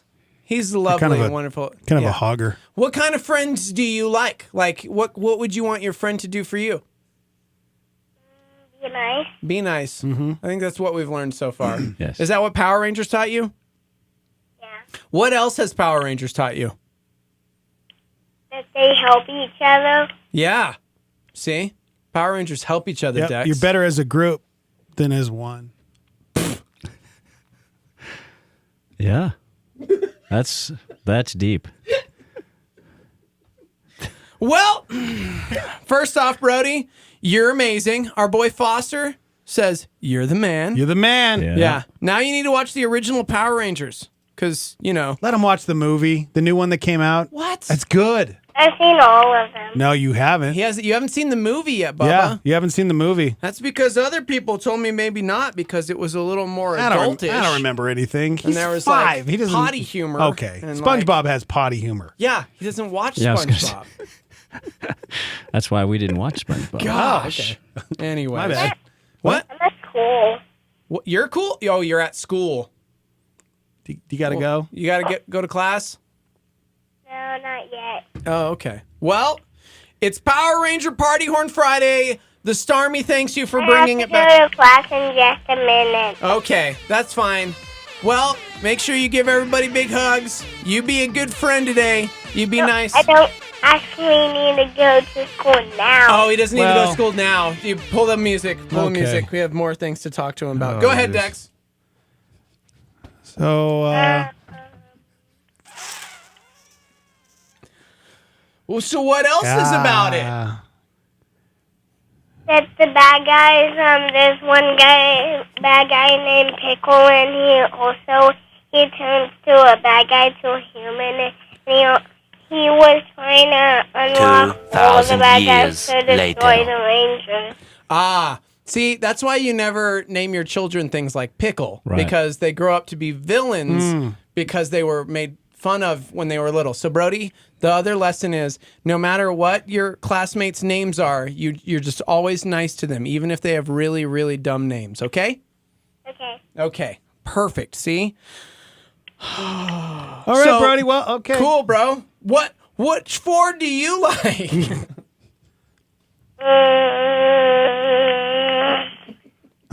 I like the red, the green, and the black, and the golden. Brody completely runs the family. He does. That's cool. That's 4. See And how the Okay. blue. and the blue. That's 5. Yep. So Well, cool. Brody, we hope you have a great day at school. And number 8. Number 8. Yep. I still don't have to go to school. Yeah, Dex, why are you trying to hang up on my 5-year-old? Brody, we have a show to do. We got to go. I'm sorry. What did you just say?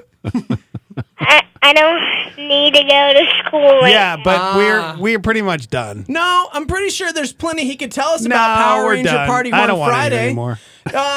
Brody, time to blow Dex's mind with some Power Ranger knowledge. Go. One eternity later. That they have like I can't. the number 6 has like dinosaurs. Yeah, dinosaurs, huh? Wow. What you know about dinosaurs, That's Dex? cool, man. Okay. I know a lot about dinosaurs. Yeah. They have T-Rexes and Triceratopses. Yeah. Raptor, a Stegosaurus, and I don't know, the black one, and also a pterodactyl. Hold on a second, Brody. Oh, no. Did you know that a pterodactyl is not considered a dinosaur? I don't know. It's not a dinosaur. What is it? It's a bird. It's not a dinosaur. No, it is a dinosaur. No, it's not. Google it. No, you know what? I'm with Brody on this one. If Brody Google it. says it's a dinosaur, It's not a it's a freaking dinosaur. Oh, you're that dad. My Yeah, bad. because I seen it on Transformers class, and then I saw it that they said we're going to an island with full of dinosaurs. Mm-hmm. And there was a pterodactyl on the island with a dinosaur pterodactyl. Okay. Well, just saying that a lot of scientists and That's weird because according to science.com, a pterodactyl was a flying dinosaur. well, you need to research it a little better. Wings. It's got wings. It's got wings. Yeah. Yeah. Yeah. So, anyways, see, this is. I can fly. Do your It can research, fly, Brody. Do your yeah. research. Ask See, your teacher. Brody, this is why you don't take everybody's word for everything. No, Because you got to do according your to research. Dex, You can't just click on the first link. his teacher that was mean to him when he was a kid said they weren't dinosaurs. Already at Western Heights. Yeah, he's at Western Google Heights is Learning Center. pterodactyl a dinosaur. I just No, did. you It's an didn't. extinct And flying even reptile. I still don't know why stingrays don't sting and why they're called stingrays. Right. That's one question Brody has that I haven't been able to answer. That's a great question. They're called stingrays, but they don't sting you. So he wanted to know why they named them stingrays. Anyone? Great question. Someone help out a 5-year-old dog. But isn't their tail, it's got a barb and it can kill you? Yeah. Okay, don't say that. I'm sorry, but ask the crocodile hunter. Okay. Oh. Yeah. A moment of silence. Oh, wait. We can't. Because he got killed by a stingray. Stingray. Don't say that. He did. At the 7 o'clock. It's 7. Do you have to go? What? No. Okay, you don't have to go. Good. That's good. So listen, bro. It's called a stingray. 12 o'clock midnight. It's I don't know. Stingrays have barbed stingers on the tail. So they've got a stinger on the tail, but it doesn't it doesn't sting you. Yeah. So how did the crocodile hunter die? It's because it speared him. So they No, I think it actually only stings if something's trying to hurt them. Oh. So it can sting if something's trying to hurt. See, he was at the aquarium here in Albuquerque, and they have a tank where you can pet the stingrays. Oh, yeah. But he didn't want to touch it because they're called stingrays, and he thought if he touched it, it would sting him. Right. Yeah. It's a good call. It's probably a smart move you didn't touch it. Yeah. So, but I think as long as he's not provoked, or if somebody doesn't make him mad or scared, and you just pet him on his big part of his body and don't touch his tail, I think you're fine. No. If you touch them on the eye or the stomach, that would hurt them. Okay. So only touch it on the side of its fin. Okay. And where there's where it's moving and it's flapping on the inside. Okay. On it, and then touch it on there. So you paid attention when they talked to you about that. Also, okay, go ahead.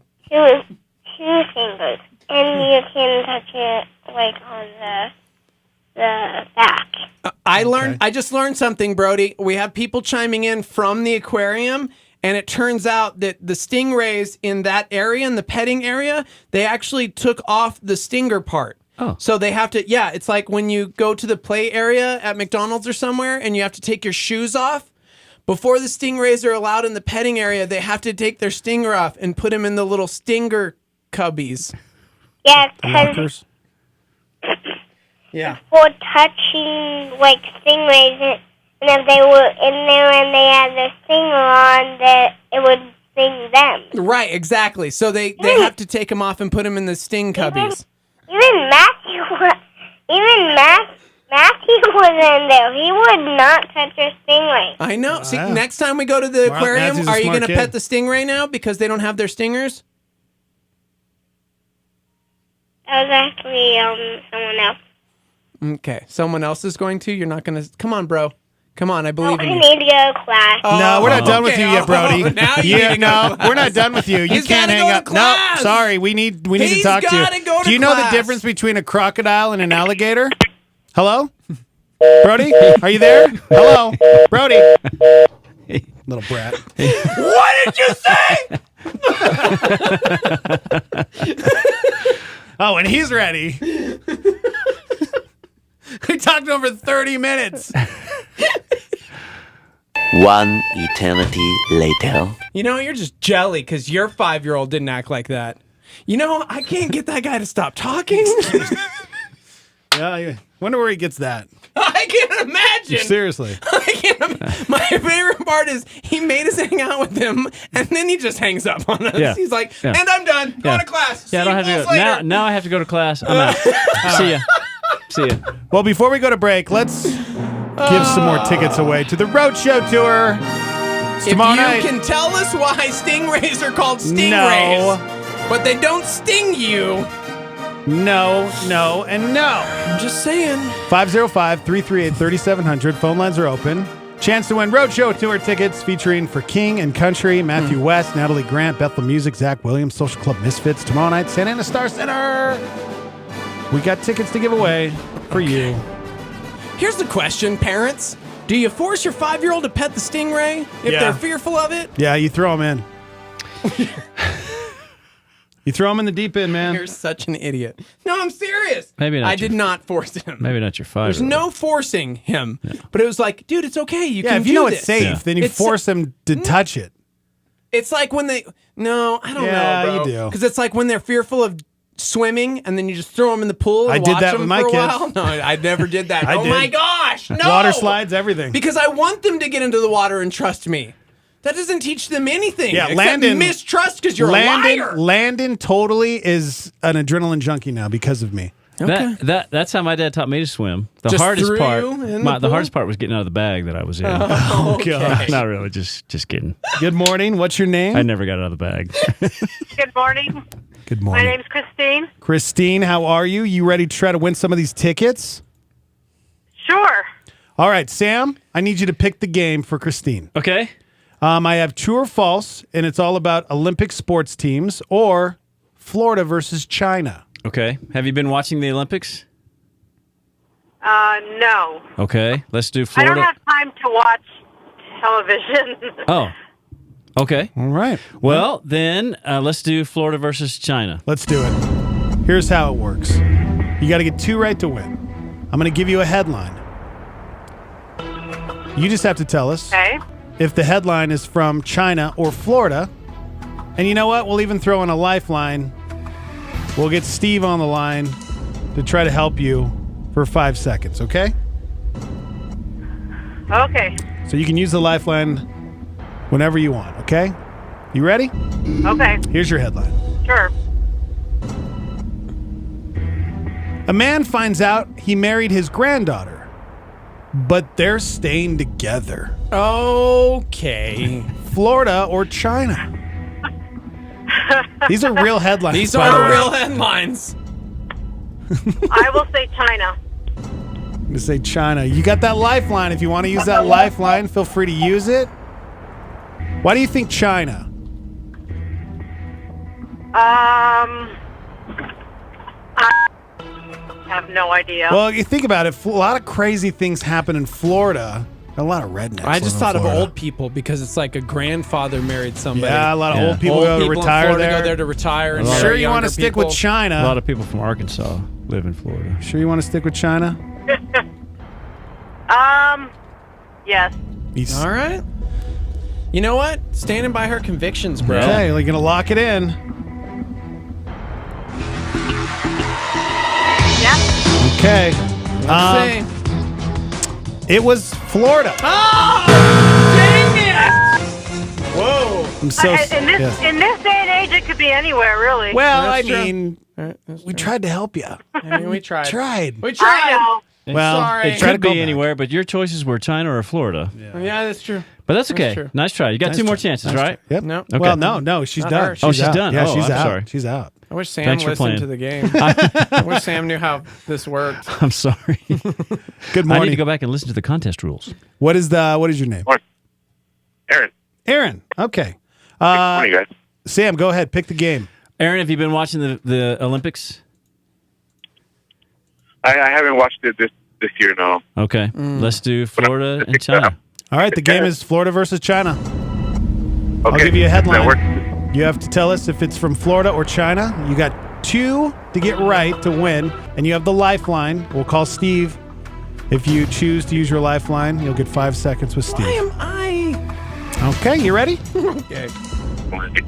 Here we go. Here's your headline. A guy died after staying up all night to watch the World Cup. Stop it. That's Florida. going to probably be... Wow. China? We're going to lock it in? No, yeah, let's just go with China. Locking it in. Kind of. All right. Going with the gut. You, sir, have 1 right. Yeah! Good job. You still got a lifeline, too. Beautiful. Here we go. Here's your next headline. A man drives 6 miles with his wife on the roof of his car and swears he didn't know she was up there. Florida or China? Okay. That sounds like it could be either place. I have to use my lifeline on this. All right, we're going to use the lifeline. Let's get Steve on the line. Oh, no. Steve, are you there? Good morning. We got 5 seconds. Well, I mean, what are the roads like in China? Do they have roads? Communism. I'm sorry, we got to let you go, okay. Steve. Thank you so much. Oh, great. I hope that helped you. Did that help you at all? That guy is terrible at helping people. Well, he can't get to an answer. Did Why do we keep calling him? I know. What do you think, man? Let's talk this through. I mean, I'm going to go with another government, I guess. That sounds a little China-ish. Are there 6 miles of roads in China? Well, if there are, there's a lot of bicycles in the way. I was just going to say, like... Okay, but think about it, man. Okay, just think about this. A lot of crazy things happen in Florida. Okay? Yeah. And, China, there's tons of people. I get it. But Florida, that's another But maybe there's level so of weird. many people in China that you would think somebody would have noticed a woman on the roof of a car. Well, you'd think that he would notice that his wife 6 was on the roof miles? of his Yeah, car. that's I don't know. true. I've driven with some pretty clueless people. My mind, so we'll go with Florida. We're going to go with Florida. You going to lock that in? Lock it in. Lock that in. We're locking it in. He's going with Florida. Final He's answer. going with Florida. Okay. It's Florida! Way to go, man. Okay, now I just want to read that story. Yeah, really. We actually did. We did? We did. I think it was about a year ago. It was last year. It was in our headlines. Florida? Oh, my heavens. I remember You that are one. cray, girl. You are cray. Beautiful. Good job, man. You hold on the line. We'll get you all hooked up. Oh, man. That was fun. Good. We got more tickets to give away to the Road Show tour for King and Country, Bethel Music, Zach Williams. There's tons of great artists. It's tomorrow night at Santa Ana Star Center. We got to take a quick break. We're live from the Dreamstar Remodeling Star 88 Studios. Hang out.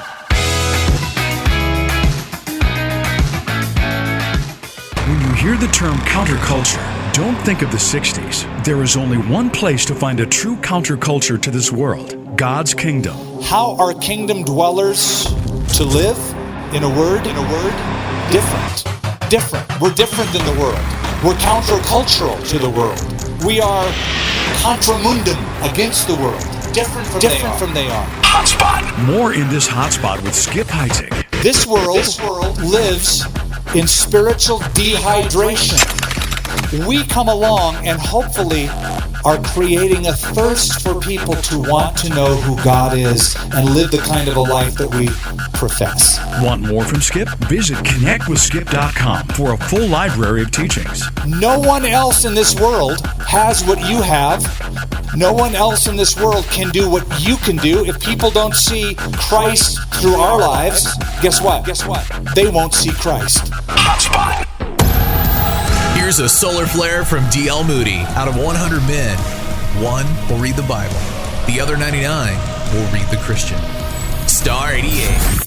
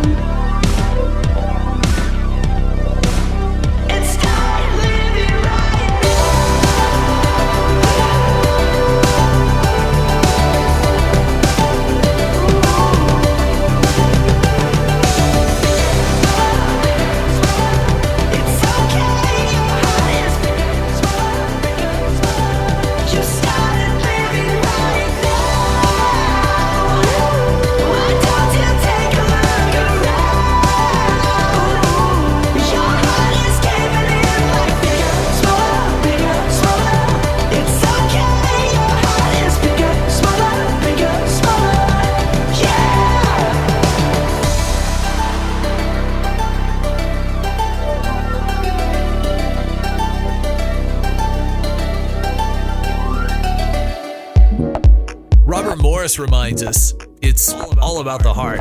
If you give a seed, you don't just get back one seed, you get back a tree or a plant with many seeds. And that's the way God is. So whatever you give, you're going to get more back. So it'd be better to give good things than bad things, because you're going to get more of it back, whatever it is.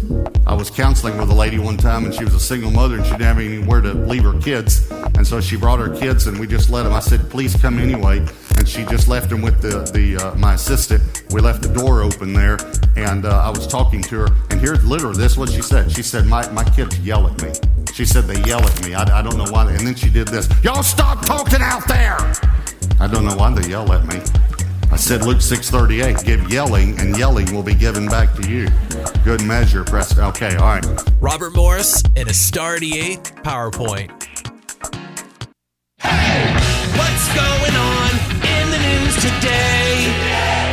God help us if we don't harden our schools and protect our kids. Executive Vice President Wayne LaPierre calling for armed security guards on campuses. Meantime, the First National Bank of Omaha will not renew the contract to issue an NRA Visa card. The president veered off at times to talk about the threat and violence of the MS-13 gang, thanking Attorney General Jeff Sessions for his work on prosecuting them. But then he said immigration officials aren't getting any help from California, which recently passed laws designed to limit cooperation with ICE, Immigration Customs Enforcement. If we ever pulled our ICE out, if we ever said, hey, let California alone, let them figure it out for themselves, in 2 months, they'd be begging for us to come back. The FCC has officially scrapped rules put in place by the Obama administration aimed at stopping internet service providers from favoring certain content over others. But Ajit Pai, the FCC chairman and former Verizon executive, has called the rules heavy-handed and led the FCC's vote to vacate the rules in December. Now Congress has 60 legislative days to overturn the decision, something that seems unlikely. The Alabama Senate voting unanimously to allow nitrogen gas for executions, but only if lethal injections are unavailable or ruled unconstitutional.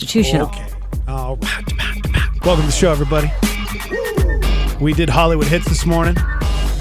We predict every Friday who is going to win the box office. We already know Black Panther will be number 1 at the box office.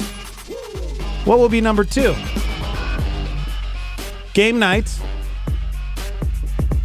or Annihilation? Is that what it was? Annihilation? Yeah. What do you think, Sam? What do you think is going to be what's number 2? Annihilation about? That's the one with who's it? Porter. I remember the title, but I can't think of anything that I've seen about it. It's got Natalie Portman in it, and it's she takes a bunch of female women with her into this jungle where men disappear, and She takes. Wait a minute. Let me get this straight. She takes female women with her. Yes. Okay. Female women, ladies. Takes female women. Amazon lady women. Oh yeah. Okay, I know what it. Yeah, it's kind of a sci-fi kind of weird. Yeah. Yeah. And like people don't come back when they go in. Right. Right. Okay. I think Game Night's going to take second place. Game Night. That's what I said. Yeah.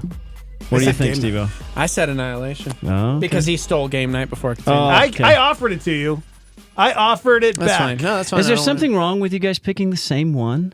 Well, yeah, then it's because not fun. That's like it's a It's a contest. contest. It wouldn't be fun if we both picked the same movie. Yeah. Okay, I'll tell you what. Give me one more movie that's playing this weekend. There was 50 Shades Freed. Go ahead. There was another new movie that was coming out. There was not another movie coming out. No, there was. I just didn't put it on there. Oh my gosh! Hold on, I'll give it Which to you. one? Ugh. But I just knew it wouldn't do good, but I might be wrong. Oh, you just knew it wouldn't do good. Gosh, I'm gonna fight you. It's called Hashtag fake news over here. Every Day. It's Australian actress. What is it? Angourie Grice plays a high school girl named Rhiannon who falls in love with someone named A, whose soul wakes up in a different body every day. Oh.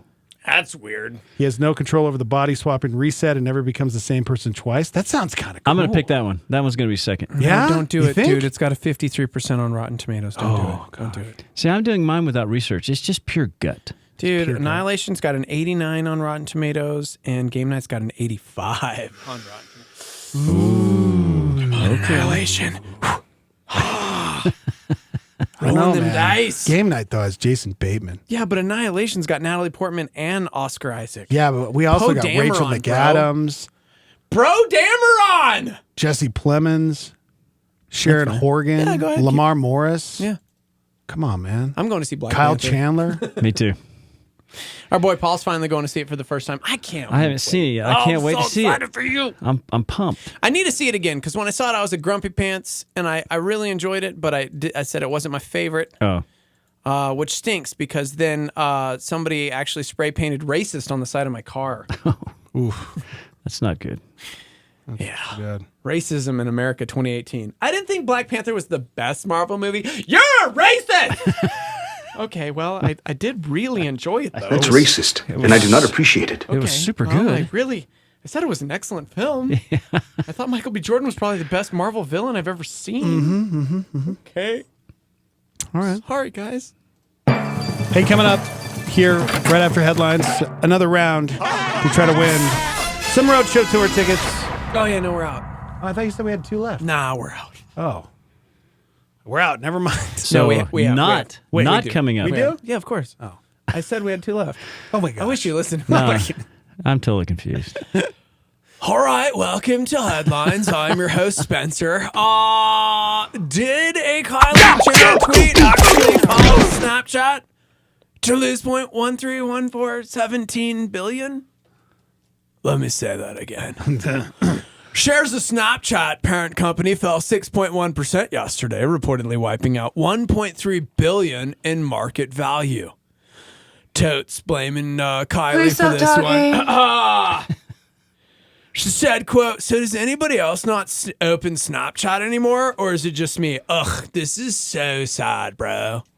What are you talking about? I mean, she seemed to be addressing Snapchat's recent redesign, which has been very unpopular with users. Excuse me, yeah. Sorry. That's just the universal sign for stop talking. Kylie didn't totally bail on Snap, though, dog. She was like, hey, 10 minutes later, still love you, though, Snap. My first love. Dropped 6.1% and $1.3 billion. That's real, guys. Yeah, that's real. That's ridiculous. That's real. You know she why? tweeted that. Because people like Spence, who was like, whoa, Kylie's not rocking the old Snap. I'm not rocking the old Snap. You know what I'm saying? Yeah, she has good influence over people like Spencer. Dude, $1.3 billion worth of influence. That's though? insane. Crazy. Yeah. I don't want that responsibility. Yeah. How much? Although, think I about wonder- the power that you have. I wonder because the changes have not been popular.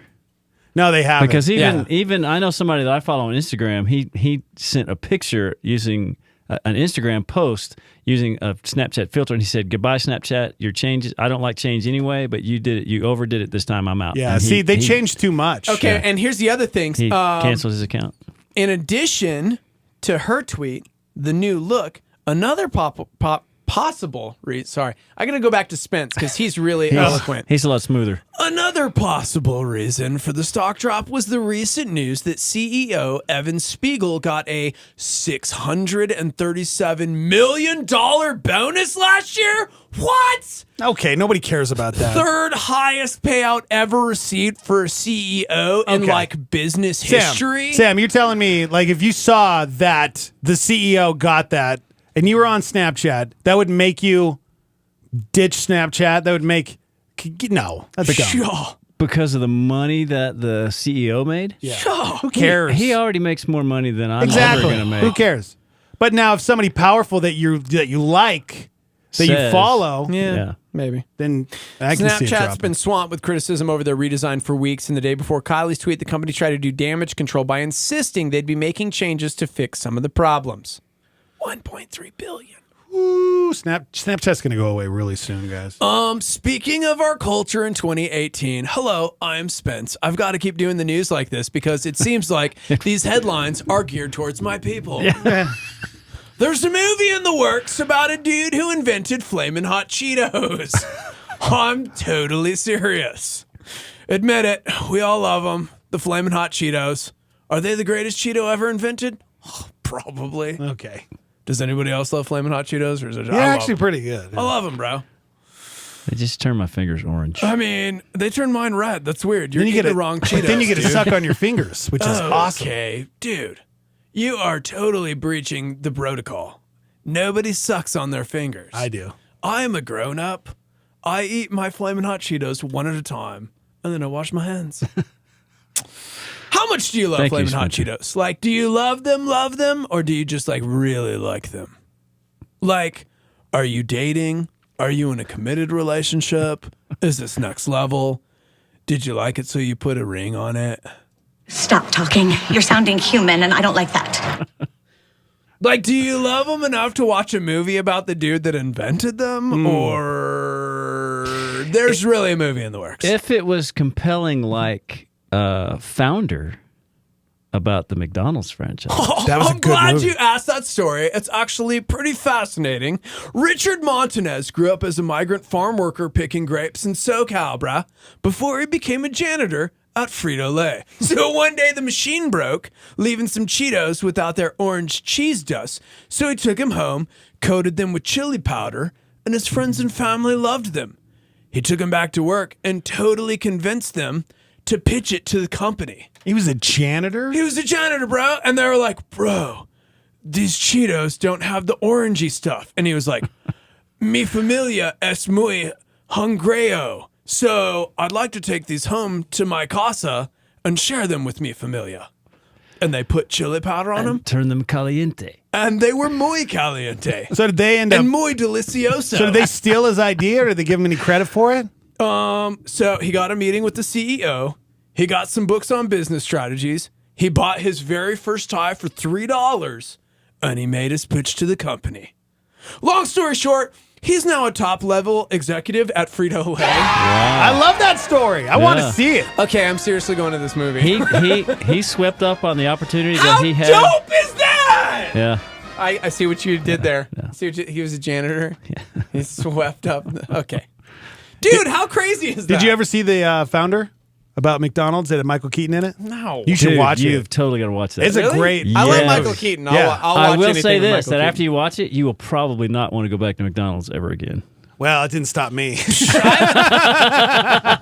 Bro, who eats at McDonald's? I haven't had McDonald's since yesterday. Yeah, really. Seriously, That's actually real. Yeah. But honestly, I you ate there know, last week. the character that he plays, I can't remember his name, but because Ray- the brothers Ray were Kroc. Ray Kroc. He's Ray Kroc. Yeah, the brothers were McDonald, right? Right. And you kind of, in a way, this is just me.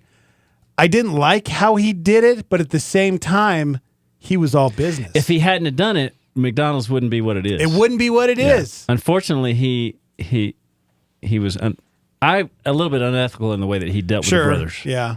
Who owned the original one in California. Right. Steve, it's a fascinating story. And I don't know how totally check it out. I don't know how greatly historically accurate it is, except for some of the bigger details. But yeah. At first I was like, I don't know what I want to watch. I was on Netflix and I thought, okay, it's got Michael Keaton in it. It can't be terrible because Keaton. It's Michael Keaton. He's always good. Yeah. So I thought I'm going to watch it just Did you because ever see Michael Birdman? Keaton. I have not seen that yet. That was a great movie. But I really want to. Dude. But that's one of the only Michael Keaton movies I have never seen. Yeah. Did he win? No, he should have. Yeah.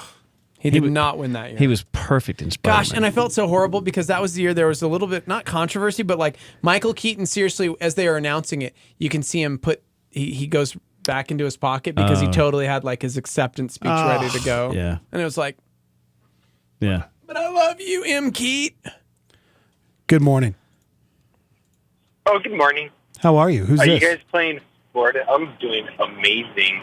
Good. I'm glad you called in because, yes, we are ready for another round. No! I hate that you What do you allowed. mean? No, we're not. No, we're not playing. I'm in the middle of hold on. headlines. I clearly said at the end of the break we would do a round, and it's Dude, clearly you're the time. worst. You are literally the worst. Steven doesn't want you to win tickets. I don't want you to win. Wow. Because we weren't doing that. I was still talking about the Flamin' Hot Cheeto dude that you so rudely interrupted. You were clearly Here's the deal, done. bro. When Brody tries to interrupt, I say, hey, Bubba, we're talking. Don't interrupt. Okay, kid on the phone? Don't interrupt. Listen, hey. I apologize, sir. Grown-ups are talking. You're interrupting. I'm a grown-up. And you're going to reward him with tickets? You know what? Can you hold on the But phone? now you're interrupting, Steve-O. Oof.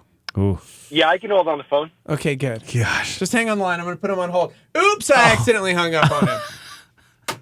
Steve. Wow. See, you can't call in and fire back like that.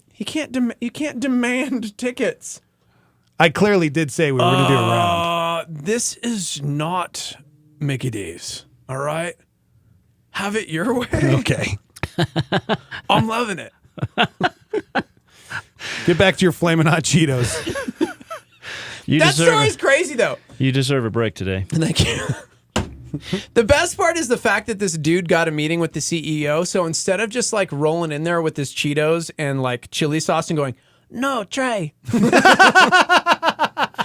He got a meeting. He bought some books on business. Mm-hmm. He bought a tie. Yeah, $3. And he got his pitch ready. Like he went in there knowing this was his shot and he owned it. Listen, as the great theologian Eminem once said, you only get one shot. Do not miss your chance to blow, because opportunity comes once in a lifetime. No, it's so true. I think that's a really important thing for people to realize is when you see an opportunity, you should capitalize on it. Same thing with the founder, going back to the whole McDonald's thing. Yeah. There was a couple people that worked at McDonald's that stood out to Kroc because they worked hard, and they ended up like rising up into the company and becoming like dude, you gotta lose yourself. Part owner of in the McDonald's. music, in the moment. You gotta take those chances, man. Like calling in to a radio show. Gotta never let it go. Go. And trying to win tickets. You gotta take a chance. Go ahead, answer the phone. Now we're out of time. Good morning. I want tickets. Okay. Well, he is the vice president of our YouTube channel. Okay. No, president. I don't know if you're president. Okay. Everybody on YouTube Live needs to know, why is your name Booty? Who is this? Just saying. There? Everybody wants to know. Are you there? I'm here, buddy. I'm here. Okay. So what I got to do to win these tickets? I don't know. Ask Dex. Clearly out of time. We're clearly out of time. Making stuff up. So on this. I need you to call back when we come back from the break. All right. I'm sorry, Steve-O completely ruined the end of the uncomfortable. Break, so uncomfortable. Can you call us back? You'll owe me a T-shirt. Okay. YouTube.com/Star88FM. People wanted to know, is Spencer in the studio? Because there are currently 420 subscribers on our YouTube channel. Okay. That may or may not be accurate. It's actually not. Stop it. There's 421. Shout out to my little homie who took us over the edge. Unbelievable. YouTube.com/Star88FM if you'd like to subscribe to our YouTube channel. Yes! Go subscribe, guys. We're live on YouTube. We're live on Facebook. You can go there and watch the show. You can see Sam Swann dancing in the studio. All right, we got tickets to see the Roadshow tour. It's tomorrow night, Santa Ana Star Center. We'll play another round when we come back. Hang out.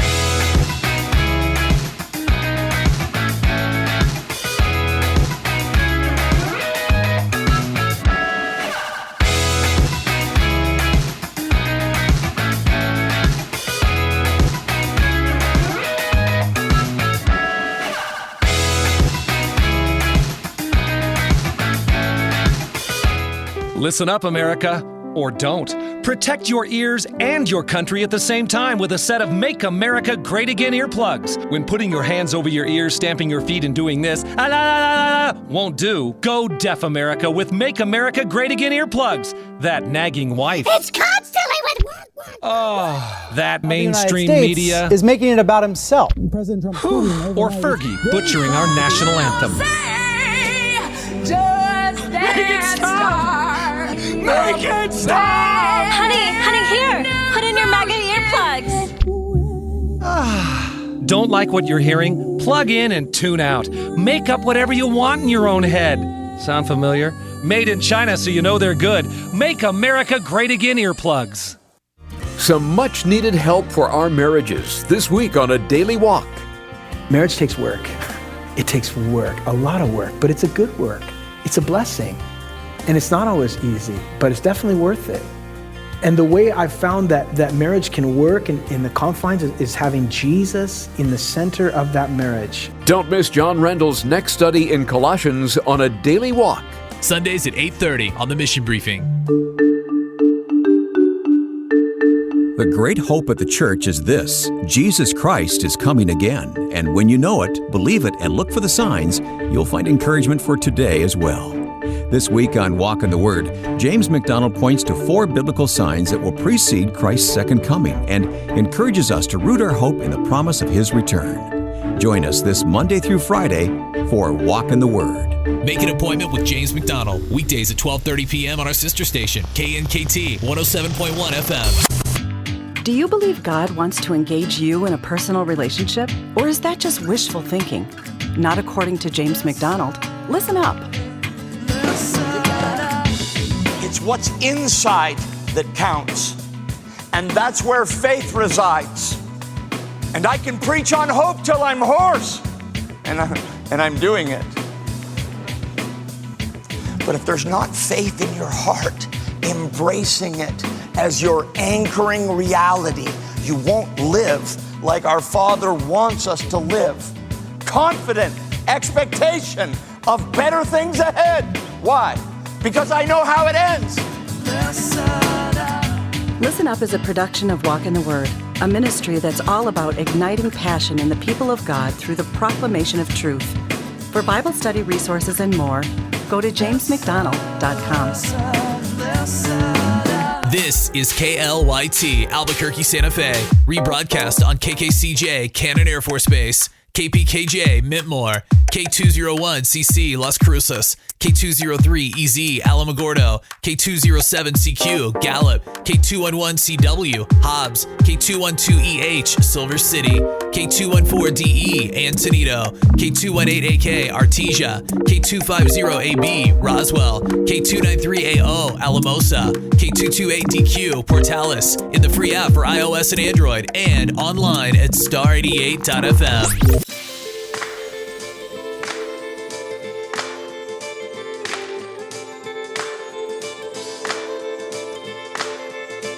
I was blinded, you gave me eyes to see.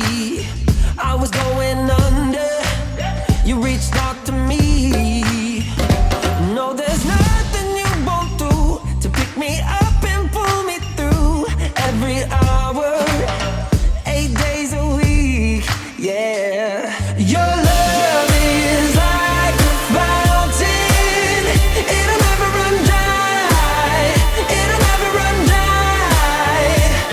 Your love is moving mountains every day of my life.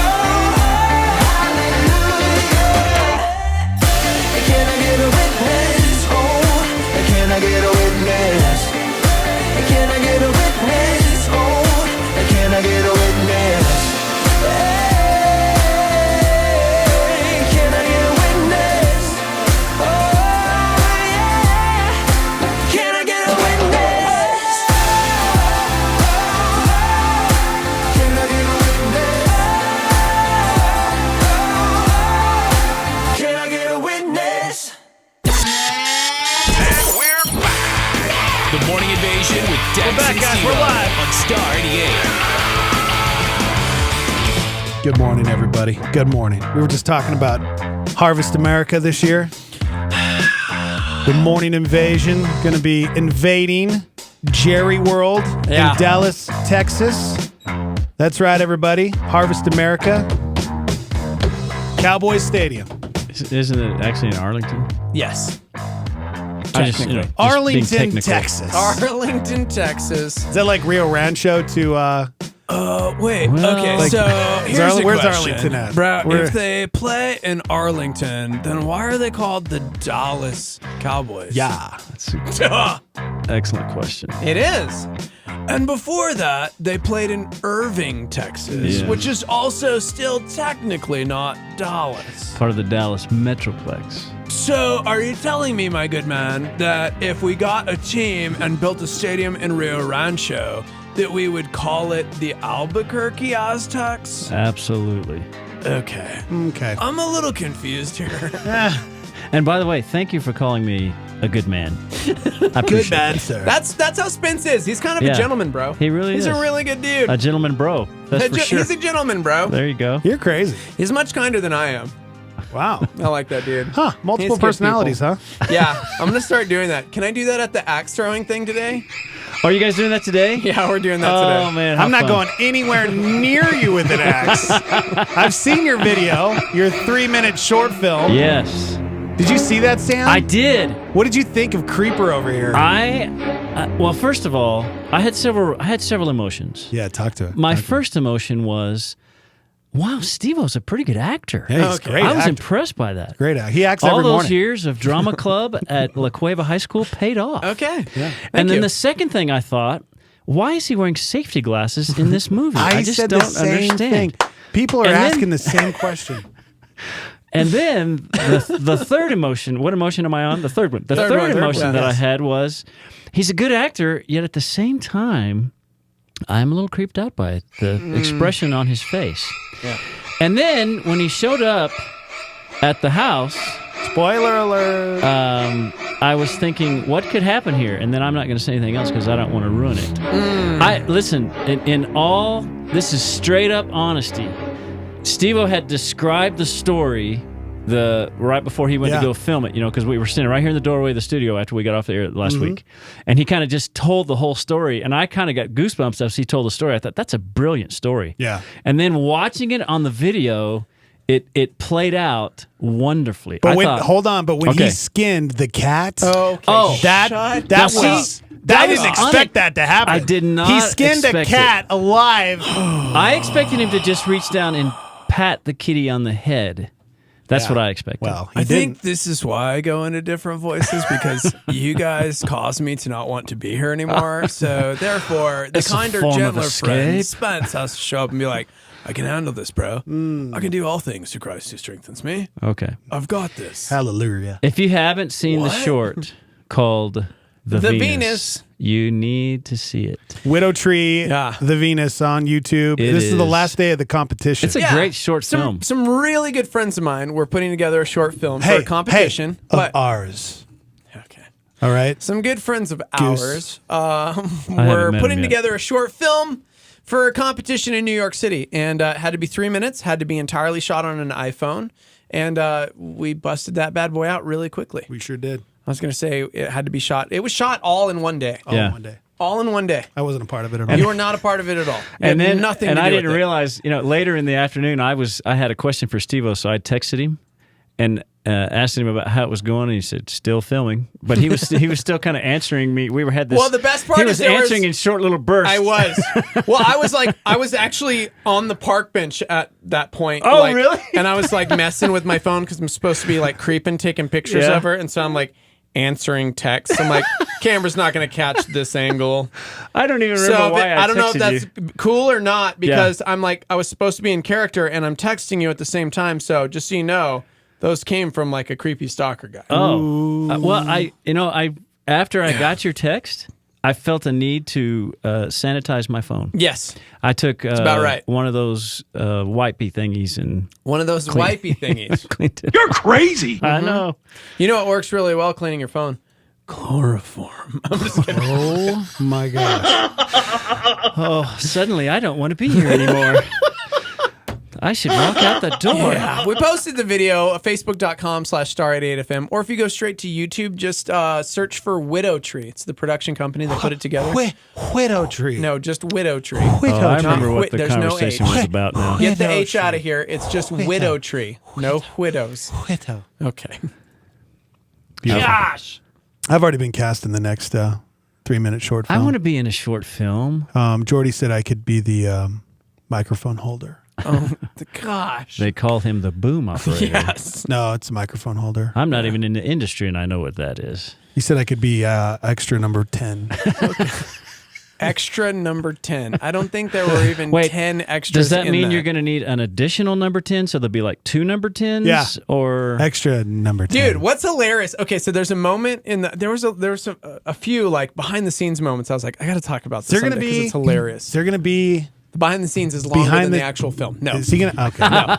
Thursday, the day before, Brent and I had to go out and about and take pictures of me because stalker. And so I'm like this business guy. We're coming up with all these different things. So I literally, and this is so creepy, I waited outside of like a Scottrade for real in Uptown area and waited. And all of a sudden, all these business dudes start coming out in suits. And there I am. So I just kind of like started walking in the midst of them. Oh, did you really? That's cool. To look like we were all coming out of like a business meeting or something. Oh my gosh. And I'm just like creepily walking. That's great. Yeah, that's how you do it without having to pay anybody else to.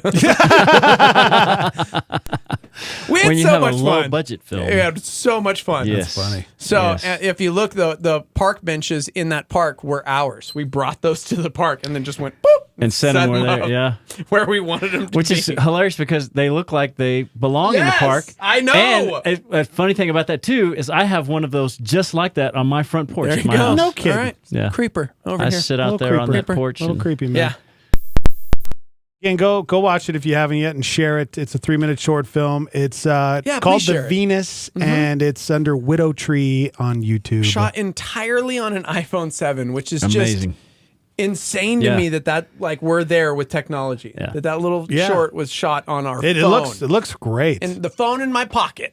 Did you ever? We might have watched it together. I think BuzzFeed did it. They put a new iPhone next to a $50,000 movie camera that they use, Like the red or and something. you really couldn't even tell the difference. I mean, there's a little bit, but Yeah. for the most part, it was incredible. Yeah. To see how $50,000 for a camera, and you could do pretty much the same thing on an iPhone. For Yeah, dude. 45 grand. Yeah, for $45,000. Still paying off my iPhone 1, man. Still paying that one off. Oh, you will be for a long time, my friend. Exactly, yeah. Yep. Just like interest on a credit card. All right, 505-338-3700. How many tickets do we got left? Got a pair left. We got one pair One left. pair of tickets left. Oh my gosh, tomorrow night is for King and Country. Social Club Misfits. Do a little hip hop for you. Zach Williams. Give it a little southern charm. Bethel Music. Give me a little gospel. Natalie Grant. I don't know who Natalie Grant is. Who's that? Wait, are you She's a- serious? She's a Christian pop Amy singer. Grant's sister? No. Oh. Matthew West. So it's tomorrow night, Santa Ana Star Center, 505-338-3700. If you missed it, we talked to Joel from For King and Country this morning. That'll be up on demand after the show. You guys can check that out. We talked about lighting Luke on fire. Oh, and having him swing from the rafters. It was pretty incredible. It was pretty incredible. He's such a good dude. I've got a game for us. Oh, you got a game? Yep. Good morning. What's your name? My name is Rose. Hi, Rose. How are you? Doing very well. Very well. You trying to win these tickets? Yes, I want to go to the road show. Okay. Well, Steve-O's got a game. I don't even know what this game is. I'm like, are you like Spence? Are you real? What are you talking about? Where are you calling in from, Rose? Como? What? Como? Como. Yes. Okay. All right. I got a game for you, Rose. There have been multiple people to don the cape and cowl. That's Batman. Christian Bale and Michael Keaton, arguably the greatest. In fact, people go back and forth and say, nah, bro, Michael Keaton. And then others are like, what? Dog? No, definitely Christian Bale. And then some people are like, Ben Affleck. And then we're like, you're dead to me. So here's the question. Yeah, right? Mijo, you're losing me, Mijo. You're losing me. Okay, so here's what we're going to do, Rose. We're going to play a little game called Keaton or Christian. Oh. But, ¿sabes que my name is actually Rosa? Okay. Word. I'm going to name a film, and you have to tell me whether it was Michael Keaton or Christian Bale. How's that sound? I like it. That's a great contest. Keaton or Christian, bruh? Keaton or Christian. Keaton or Christian. You get 3 right, and we're going to score you these pair of tickets to the road show. Okay. Woohoo! The Other Guys. Do I get multiple choice? Yeah. Keaton or Christian. The Other Guys. That's the name of the movie. This is a movie? Yes. C. Hi. Do I get a lifeline? No. It's an easy Spanish word right there. Ay. I'm going to feel real bad if this is someone's like Tia. No, pretty sure I know who this is, Mitt Romney. It'd be even worse if it was someone. Oh my gosh, time's up! Thanks for trying. Rose. Rosa. Britt. Didn't we gave you tickets already, didn't we? Oh my gosh! Was that really Britt? Oh my god! You're fired from life. You're fired from life. Nope. Listen. Seth and I are driving to the marriage conference, and we're bored. So we want to. You are literally the worst of humanity. A little spice in their marriage before the marriage conference. I saw right through. Hey, I'm so thankful you guys are getting help. Enjoy the marriage conference. Beautiful. I hope it does wonders for you. God bless you, Seth. You are a saint. Oh my gosh, that was funny. Hello. Don't encourage them. Okay. Good morning. What's your name? Hello? Hi. Betty? Hi, Betty. Hi, Betty. That's my mom's name. Oh.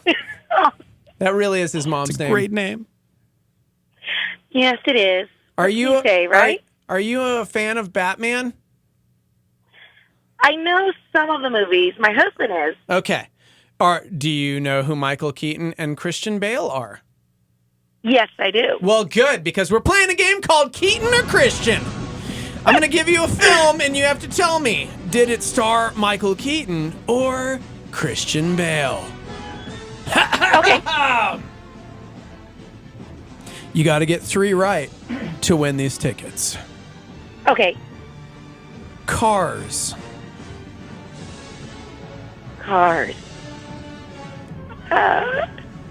Bale.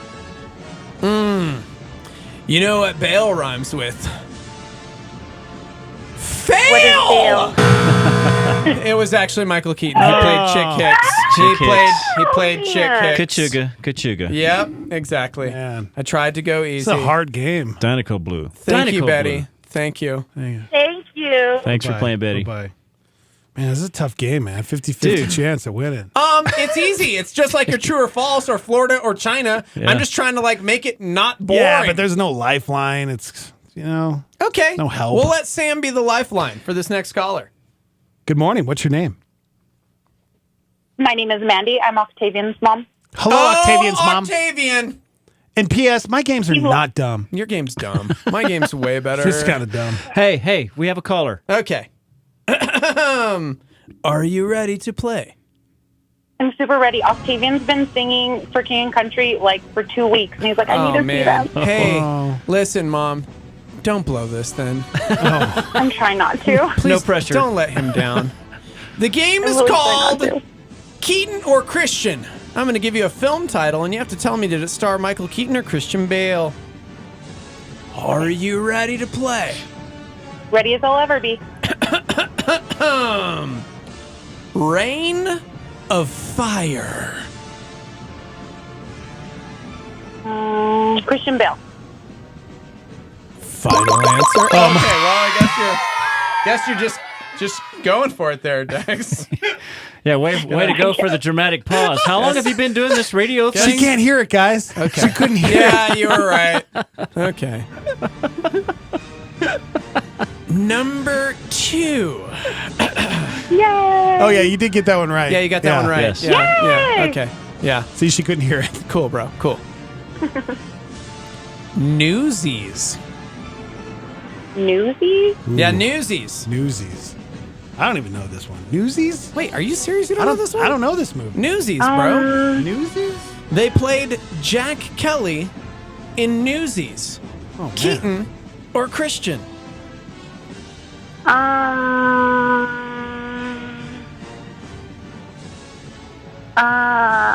Listen, Brody, I'm going to need an answer. Wait. Okay. Christian Bale. Are you Googling?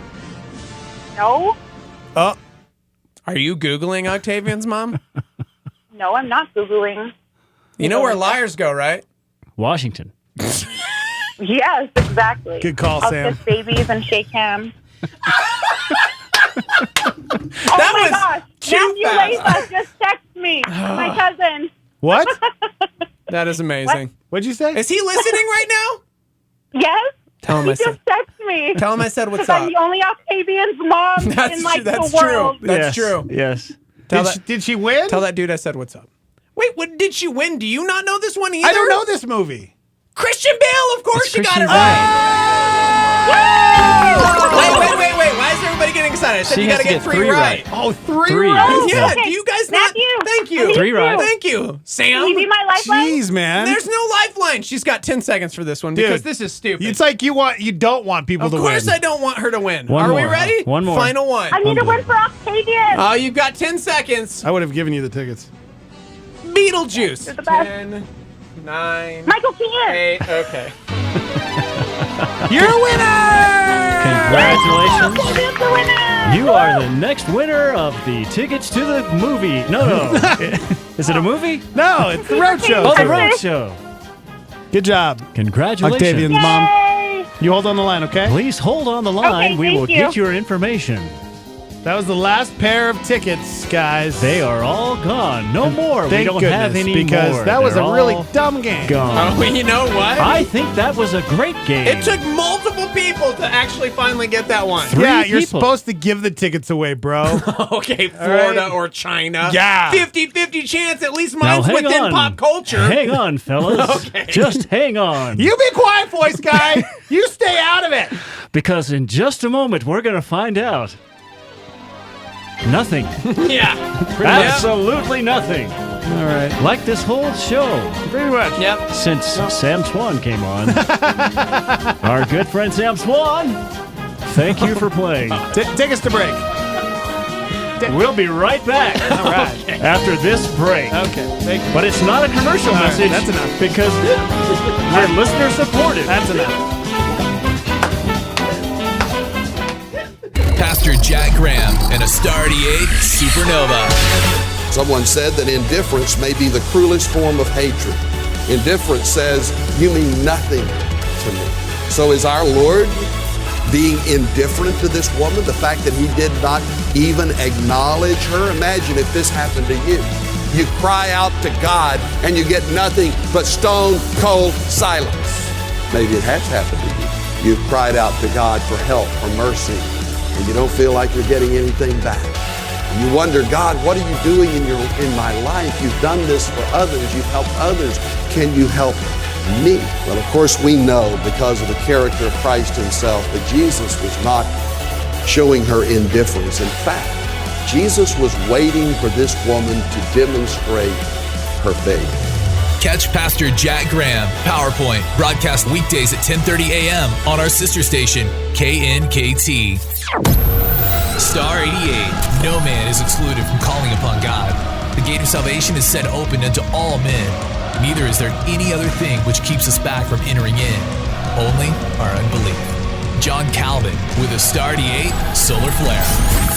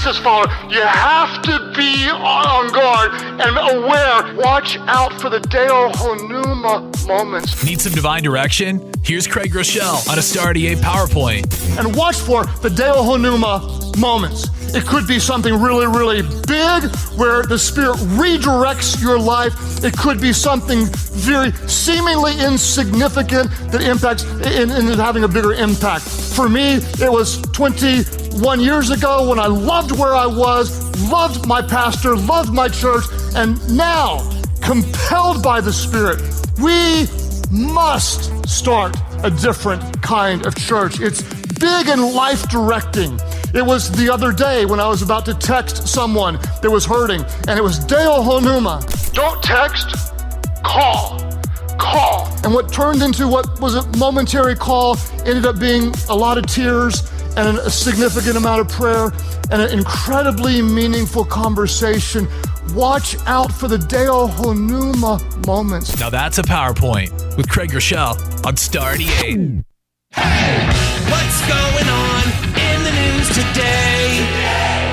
God help us if we don't harden our schools and protect our kids. Executive Vice President Wayne LaPierre calling for armed security guards on campuses. Meantime, the First National Bank of Omaha will not renew the contract to issue an NRA Visa card. The president veered off at times to talk about the threat and violence of the MS-13 gang, thanking Attorney General Jeff Sessions for his work on prosecuting them. But then he said immigration officials aren't getting any help from California, which recently passed laws designed to limit cooperation with ICE, Immigration Customs Enforcement. If we ever pulled our ICE out, if we ever said, hey, let California alone, let them figure it out for themselves, in 2 months, they'd be begging for us to come back. The FCC has officially scrapped rules put in place by the Obama administration aimed at stopping internet service providers from favoring certain content over others. But Ajit Pai, the FCC chairman and former Verizon executive, has called the rules heavy-handed and led the FCC's vote to vacate the rules in December. Now Congress has 60 legislative days to overturn the decision, something that seems unlikely. The Alabama Senate voting unanimously to allow nitrogen gas for executions, but only if lethal injections are unavailable or ruled unconstitutional. We're going live, guys. We're going live. 3, 2. Oh, what was the first movie you remember The seeing? first movie I remember seeing Michael Keaton? is Mr. Mom. Yes, my said favorite. That's one of my favorite movies of all time. Irv, we were never on aisle 7. I'm telling you. I love that movie. I watch it at least once a year. Somebody said Multiplicity was Keaton's best film, and I'm like, nah. That was a good film. It was really good. It was very good, but I don't think it was his best. You can't say it's his best. Not his best, but it was good. Batman Returns. No, but I mean, he's had so many incredible films. Seriously, Beetlejuice was the first one I thought of when I thought Keaton. Spider-Man Homecoming. Okay, he was excellent in that. Oh my gosh, he plays a great You have to villain. see Birdman. I need to. Gosh! Is that on Netflix? I'll have to look it up. I don't know if it's on Netflix, but I can find it somehow. Dude, that's a tough one. Michael Keaton's greatest film.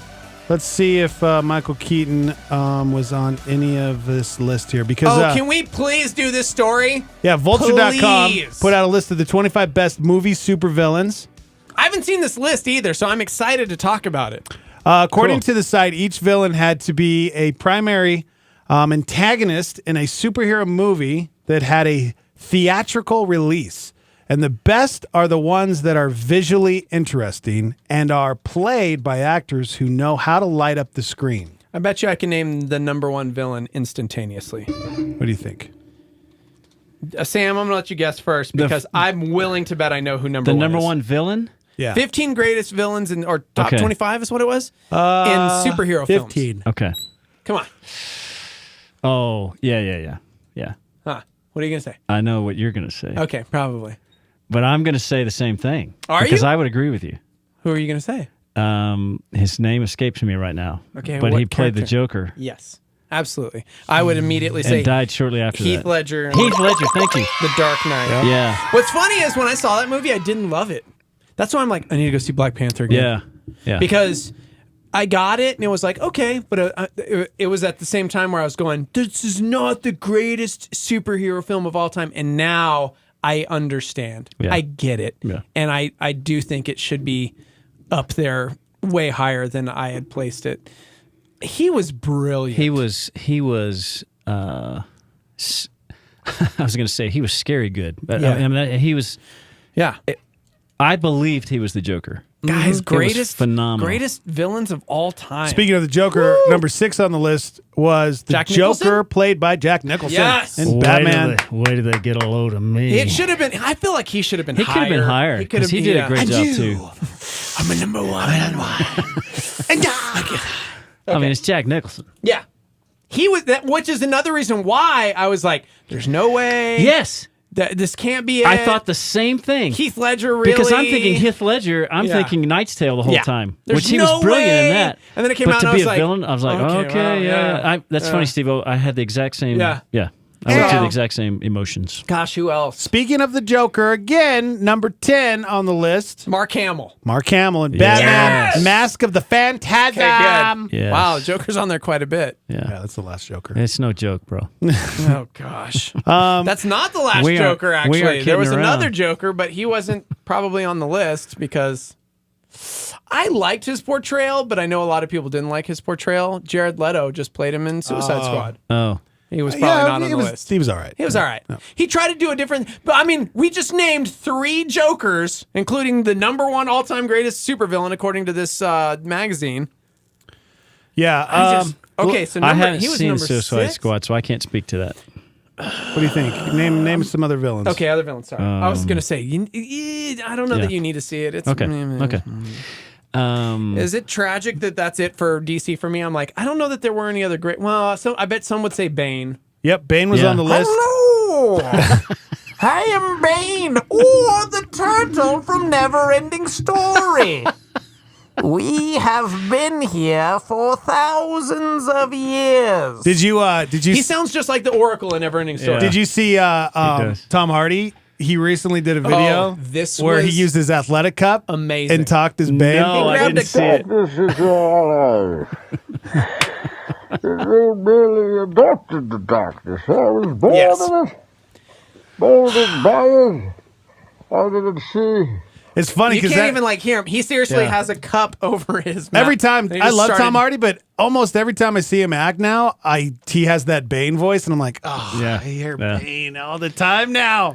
Kevin says John Lithgow, Howard the Duck. Get out. Okay. However, the I Duck. love John Lithgow. Yeah, I do like John Lithgow. Okay, top 15 greatest villains. Okay. We've got 3 already, right? Yeah, you got a few 1, super 6, villains. and Gene Hackman, Lex Luthor. oh yeah. Let's see here. Oh, come on. Yep, number Oh, 11. really? Oh Yeah, yeah. okay. Okay. Yep, Superman and Superman 2. I was about to throw this list out the window. But then if that's actually on the list, then Terrence Stamp, who played General Zod in Superman 2, should be on that list. Yep, number 4. Yeah! Okay. Yep. I'm a nerd! You are. Come on, And guys. give me another Lex Luthor at number 9. There Kevin was Spacey. Yep, Kevin Spacey. I don't agree with that one. Yeah. Yeah, I didn't I think don't it was agree with that one. I was okay. Not because Kevin Spacey and all the like, Right. but no, like, before all of that happened. Yes. Before all that happened, He I was wasn't all right. that impressed. He was all right. He did okay. yeah. He did okay. He didn't distract from the movie, but I didn't think he was one of the. He didn't play Lex. Nah, dude. I thought Gene Hackman blew him out of the Gene water. Hackman blew him out of the water, Yeah. and even Michael Rosenbaum on Smallville blew him out of the Oh water. yeah. Like seriously, Oh, he was very good as he was Lex. fantastic. Yeah. Bill Peterson says Colin Farrell is Bullseye. Don't worry, I blocked him permanently. Okay, from the Daredevil movie. We're doing the 25 Gosh. or we got the 15 best movie supervillains according to vulture.com. Gosh, Magneto, Ian McKellen. On the Yep, list? number 8. Oh, that was according to Remember the Starmy. Nice. Somebody else chimed in. They didn't say which one though. Green Goblin, and I'm like, well, Oh, yeah, which Willem Green Goblin? Dafoe Willem or- Dafoe was fantastic. He did great. I don't know that. I don't know if he'd be on the list. It or wasn't not. top 15. No. Somebody said Jim Carrey is the Riddler. No. Okay, good. No. What about Danny DeVito as the Penguin in Batman Returns? That was good. Wasn't top 15. Oh, you're kidding me. He was a pretty good villain. Okay, is this a villain? Because I would also say, well, then if Michelle Pfeiffer as Catwoman is still pretty definitive. No? Yes? No? Michelle Pfeiffer? Catwoman? Yep, number 3. Yeah. Okay. Number 3. I'd agree with that. Okay, so then who's 2? I've got 1, 3, and 4. Oh man, you're going to be so surprised when you find out what number 2 is. Who played Poison Ivy? No. She's not- Uma Thurman and no. Oh, no, you're right. No, but Poison Ivy, she was number 12. Uma Thurman goodness, Yeah. Poison Ivy was number 12? Yep. Okay, I quit this list. I'll just quit this. Although, I will say it's been pretty... Have we even named many Marvel? Come on. Somebody said Zach Galifianakis as the Joker in Lego Batman. You know what, dude? Probably not on the list, but he was amazing. Yeah. That movie is so great. It's so good. Somebody says, was this before Killmonger in Black Panther? No. Okay, you know what? I think haven't seen it Michael yet. B. Jordan, you've got to see it. I'm going I to. think he's the best developed villain in all of the Marvel Cinematic Universe. Okay. I'm serious. That's quite a statement. So I would absolutely put him on that list. At what? Where? Oh, well, Top now 15? Now you're like, Yeah, it's top 15. Where do you think he ranked? because of what you just Number 2. did, I'm gonna say number 2. Oh! Are you serious? Yes! Wow. Michael B. Jordan in Black Panther Way to as go. Eric Killmonger, number 2, as one of the best supervillains. Dude, I'm telling you, Now I think he's the best developed Marvel I was villain. already excited to see the movie. Now I am super duper excited. Matt, like Teo, he hit me up after he was like, dude, I was rooting for him. And my son, there were a lot of people I know that were on his side. And Yeah, I'm a going, couple times, "What? was kind of on his side. He was evil. Hey, oh gosh, dude, he's so good. Okay. He is so Okay. good. He's the Walter White of the Black Panther. But number 2, really? Yeah. Yeah. Wait. Is this just Marvel or DC? Because I just, for some reason, oh my gosh, I just thought of somebody. No. Is it all Marvel and DC movies or just superhero movies? No, it's Marvel. It's both. But is it outside of Marvel and DC? Are there others? No, it's just superhero movies. Well, it just says super villains. Okay, this Super is why I'm villains. asking. Because I would say, one of my favorite quote unquote superhero movies isn't set in either universe. It's called Unbreakable, and Sam Jackson as Mr. Glass Oh yeah. should be top 5. Really? He's on the list? Number 7. Okay, you know what, jerk? Mr. Glass. Yep. So this isn't just Marvel and DC. I didn't say that. I said, okay, according to the site, each villain had to be a It primary sounded like he antagonist. was leaning that, huh? Because Sam? hold on, because Moderate most of this them, before I because stab most him in of the them ribs. have been. Okay, I didn't make the list. I sort of felt like it Kinda was felt like you were Marvel and trending. DC. There's a lot of Batmans in here, man. There's a lot of Batmans. A lot of the villains that we've named have been A lot of Supermans. DC. I mean, you're right, but I don't know. I mean, Somebody said Johnny from the Karate Kid. Then that's your Sweep the leg. sweep. They said sweep the leg in all caps. They said sweep the leg in all caps. Hey, there's a new series coming out where they're dads and their kids are gonna fight each other and do karate. I saw a picture of it. Now I'm looking at the list. I don't want to look at the list. yeah. So we're You doing top just go. 15. Number 17 was Hela from Thor Ragnarok. Dude, she was Kate Blanchett. Oh, she she was scared me. That's still up there, possibly my favorite. That has- Winter Soldier, but I wouldn't call Bucky a villain. Is he on the list? No. Okay. 18 was the Penguin, Danny DeVito. Number Wait, 18. I'm sorry. Can you say The that? again? Penguin. The The Penguin? The Penguin. Okay. Number 19 was Norman Osborn from Spider-Man. Willem Dafoe? Yep. Yeah, Willem that's the Dafoe. Green Goblin. That's what Yep. somebody was saying. Okay. Dude, Andy Serkis, Ulysses Claw. Oh, yeah. Fantastic. Age of Ultron. He's in Black Yeah, Panther. yeah. Dude, I'm telling you. Scarecrow from Batman Begins. Scarecrow's pretty good. Just, Cillian Murphy. Yeah. And but Oh, back, dude, yeah, there's some good ones on here. Yes, Jeff Bridges from the first Iron Man. Obadiah, was it Obadiah Stane? Oh yeah. He was pretty good. He was really good. Now you got to start going back and thinking. I know the movie, a lot of people didn't love the movie, but Guy Pearce in Iron Man 3 was pretty amazing Yeah. as well. There were some good villains in, I don't know, dude. Eric Killmonger, Michael B. Jordan, Black Panther was so There's good. a Marvel character that you haven't mentioned yet. It's number 5. Oh, gosh. Number 5, supervillain in the Marvel Universe. Oh, I'm an idiot. I immediately thought of, okay, I bet you I know who it is. See, but here's the thing. If it is him, is he in fact a villain? Because I thought of Bucky from the Winter Soldier, but is he a He's villain? not really. No, And He's a then, victim he was, of circumstance. because you control. just mentioned Hela, I thought of Thor. And would you consider Loki a villain? Loki. Really? Number 5 is Loki. Tom Hiddleston. Is he Thor. a villain? Yeah, he's a total Is villain. He, but is he a villain? Yeah, he's a I mean, in villain. Avengers, he's the villain, but he's not because then the He's a Chitauri bad show guy. up. And He's a bad guy. This was pre-Thanos, because I'm telling you right now, Josh Brolin Thanos going to be like number one. Woo! Right there. Yeah. Right there. Also, let's see. What about Watchmen? Is Watchmen on the list at all? Not in the top 15. Okay. CSB 1237 on YouTube Live said Hans Gruber, Die Hard. Yes. Good call. Number one. Good call. No? Okay. Wait, isn't that a Christmas movie? Yep. So many people chiming in. Booty, I think, was the first one on YouTube Live to say, what about Loki? Yep. Okay. Yeah. Hey, good morning. How about Tanya from I, Tanya? Okay. That's a good call. That's a good call. No! We couldn't let that skate by. We just couldn't let that skate by. We'll add her to the list, man. We'll add her to the list. Okay. Good job. All right. Albert says Do I win a Loki. t-shirt? No.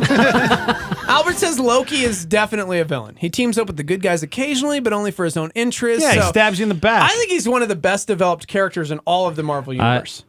Tom Hiddleston is fantastic. He's a fantastic actor. Like, if you go back and watch like the first Thor movie, and then you watch Avengers, and you like watch his character through the ages, Thor Ragnarok is one of my all-time favorite Marvel movies because of that. Because of like his characterization.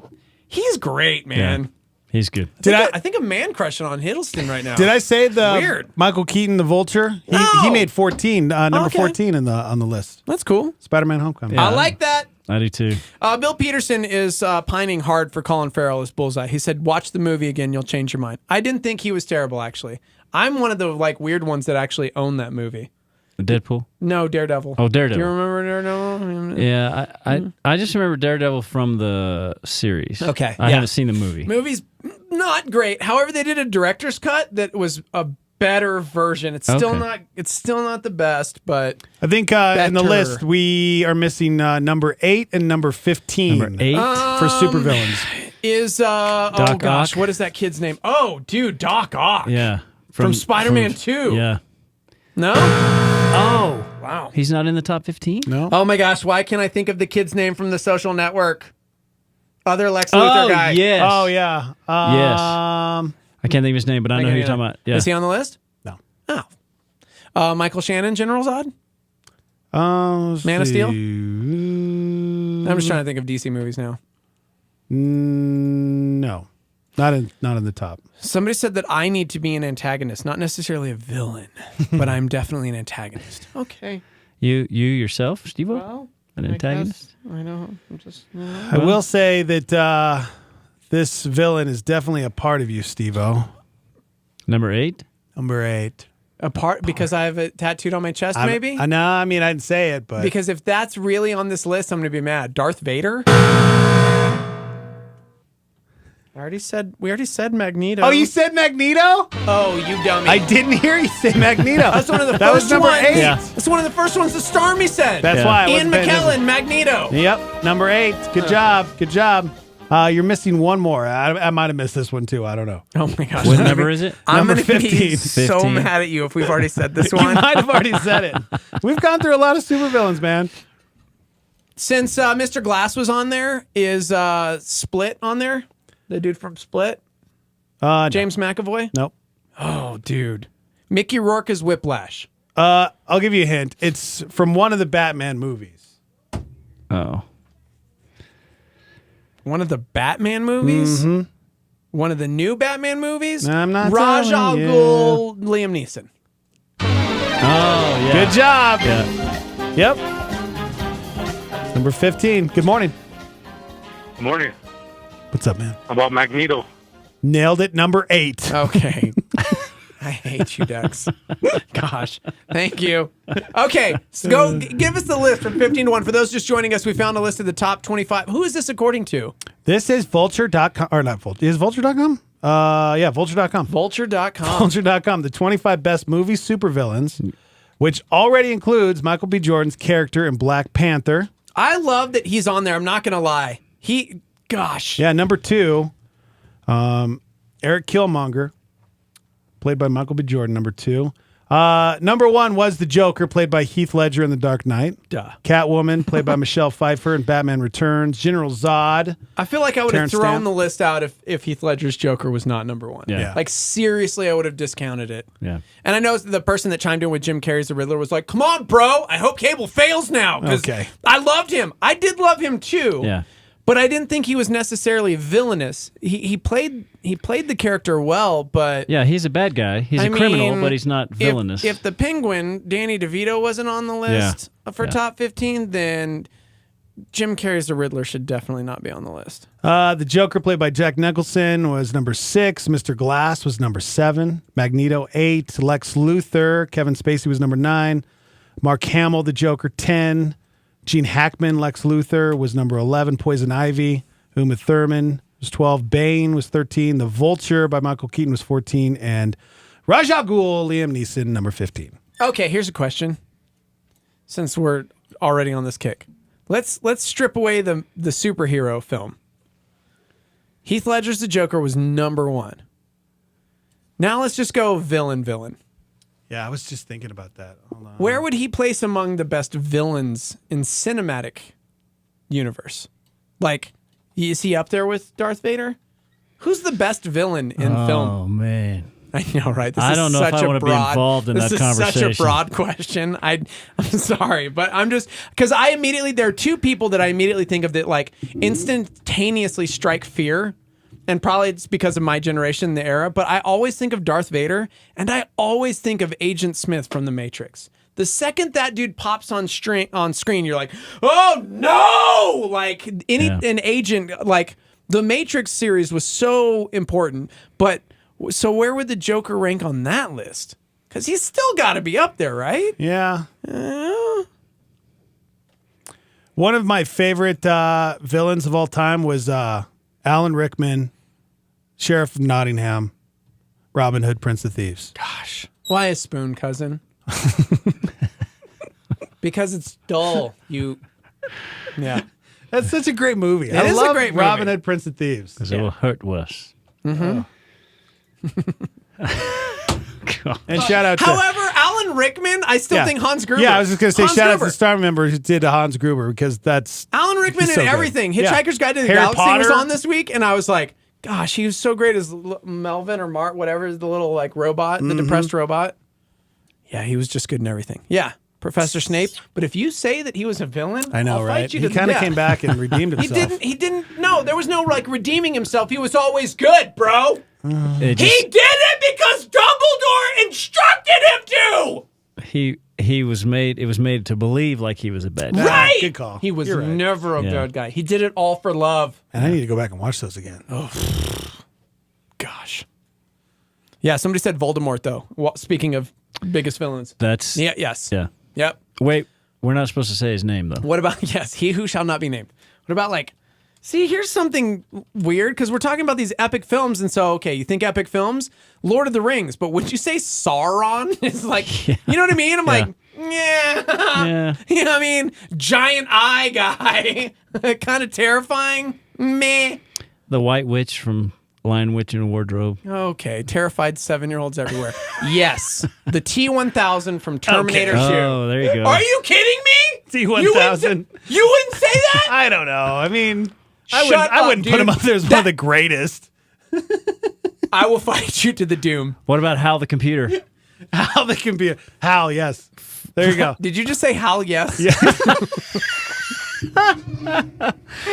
Open the pod bay doors, Hal. Now accepting applications Yes. for co-host. We are looking for a new Morning Invasion co-host. Freddy Krueger. Okay, sure. The T-1000 from Terminator 2. Agent Smith from Matrix. Thank you. Oh, what list are you looking at now? I Greatest just put in villains of all best time. villains of all time. Okay. Let's see who else we got here. Dracula. Let's see. I think Chick Hicks was pretty bad. Just go. Oh, okay. You guys need to leave. Darth Maul. He was in one movie for like 9 minutes. Yeah. He was pretty evil. He was very evil. Good call. I still think Agent Smith up there. Dude, the T-1000, bro. Aaron on YouTube Live says the T-1000 didn't have a choice. He was just programmed to be bad. Good call. Good yeah, but because of that, it was like he was relentless. He was going to stop at nothing to kill Sarah Connor. I got it. I got it. I don't even want to hear it because it's going to be stupid. I got it. I don't. Best villain of all time. Satan. I win! Right now! Woo! I win! I hate you so much right now. Gosh. Is that considered a Jesus juke? I think so. Jesus juked it. Bring it biblical- back. biblical Bring juke. it back, Steve-O. Okay. Sam, bring it Gosh, back. I'm so mad at you right now. We'll be right back after this non-commercial message. No, bring it back. We're done. Oh. I won. You can't top it. Since we're just talking film, can I throw Joaquin Phoenix from Gladiator in there? Because I hated that guy. Yeah. He did such an incredible job in that movie that from that movie on, I just don't like Joaquin Phoenix. Yeah. It was like, no, you're a jerk, and I hate you. You loved his sister too much. Okay. Good morning. Steve-O just took it. I was about to say Joaquin Phoenix. Thank you. Okay, see? Yeah. Brilliant minds think Yeah, alike. I hated bro. him. Yes, dude. Yes. But what about Hitler? Oh. You know what? That's what Aaron said. That's call. what Aaron said. Don't look at me. No, that's true. The one in Inglourious Bastard. Which You can't- film? Can you say? I'm like, well, it's a film title. Do you got like 8 seconds? Should you? Go ahead. Okay. It's getting done. He was also. You could have gone with Indiana Jones in the Last Crusade. Remember, he should signs I? his book. Oh. No, Hitler. Hitler's in the No, Indiana I know, Jones but what film. was the Galima. Udom si die. Yes, no, I got it. Thank you. Oh, gosh. What was that guy's name? Oh man, why can I not think of the character's name right now? He was played by Galima. Omar Sharif and Galima. I don't remember. Gosh. Okay. See, somebody said Lopan. I think Lopan. Yeah, Lopan. yeah, was been- Vincini. Yeah. Vincini was a pretty bad Okay. evil guy. I mean, okay. Saddam Hussein. I want to fight you. We're talking about movies. Villains, bro. All time worst villains. I already won anyways. Is who's number one? Is Darth Vader number one? Or Joker. Is that what you're saying? Yeah, but I mean, but who's number one? Who's the number one cinematic In movie villain? cinematic Greatest cinematic movie villain of all time. Oh, you know, I'd probably say Darth Vader, right? It's gotta be, right? Yeah. Thinking about how big Star Wars But is. is he a villain? He did redeem himself. Well, he didn't redeem himself. Well, he came back, man, and he totally made I mean, good. he was standing there watching his kid get electrocuted. You know what I'm saying? Like, took him a minute. And he did choke that guy with his fingers. He did choke that dude with Yeah. his finger. That was Like bad. 2 or 3 times. So it's kind of like, I don't know. Good morning. I got one. Gru, Despicable Me. But He is stole Gru, the moon, bro. He but is- stole the moon. but is Gru really a villain? Is he really a T-shirt? villain? No, just kidding. Thanks, man. People are saying Heath Ledger's the Joker is the greatest villain. You know, he may be. Over Darth Vader? I can't believe this is what we've come to on a Friday afternoon. Annie Wilkes. Gosh, that was a great movie. Oh, from Misery. Gosh. Ugh. What about Pennywise the Clown? Ooh. What about Jason Voorhees, Friday the 13th? So we're just going horror movies at this point. Mm-hmm. Your door's ajar. Good morning. Morning. Hi. Terrorism. Boom. Boom. You know what? You can't say boom after terrorism. Okay, that just didn't work. Like, That's, what are you insinuating? Don't be mad. Bye. Don't be mad. Next. And no, you cannot have a T-shirt. That was funny. Terrorism. No, dude. Dude, seriously, Vader has to be number one. Yeah. I Or don't know. number 1.5. He was because super cheesy, Satan though. was number one. Darth Vader's super cheesy. He is. And I'm not going to let that get to me. You just sound like an idiot. No way, man. I won. Satan. We'll be right back. After there's a murder in the studio. Somebody said Dr. Evil.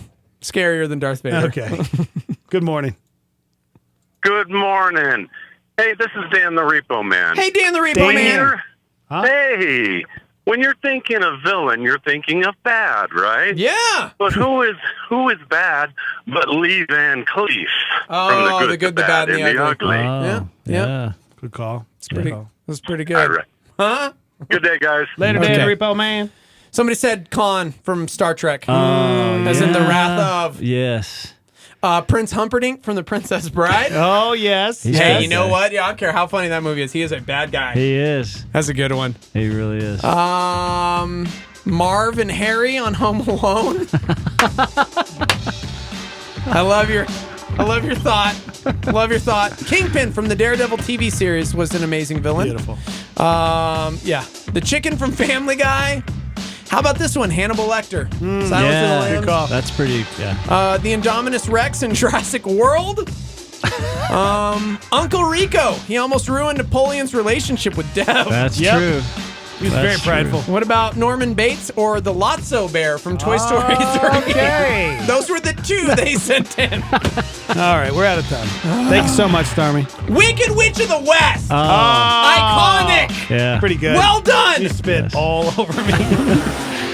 I'm melting. Sam, we love you. Love you guys too. We'll see you next week. Stormy, we love you too. Have a great weekend. We're on demand. We're going to upload YouTube Live here. You can watch the whole show. Facebook Live. Thank you guys so much for tuning in and watching the show. Greatest villain of all time, according to Sam David.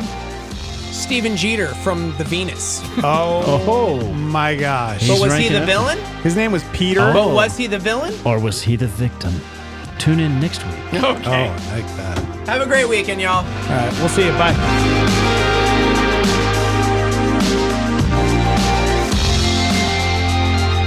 That's all we got. There ain't no more. That's right. Time is tight. It's the end of the show. I'm Heidi, and here's what's happening. Next time you're at the grocery store, pick up a non-perishable food item and donate it to the Sagebrush Food Drive. It's happening each weekend through March 4th. Sagebrush has a goal to donate over 17,000 items throughout New Mexico. You can drop off donations at any Sagebrush location during weekend services until March 4th.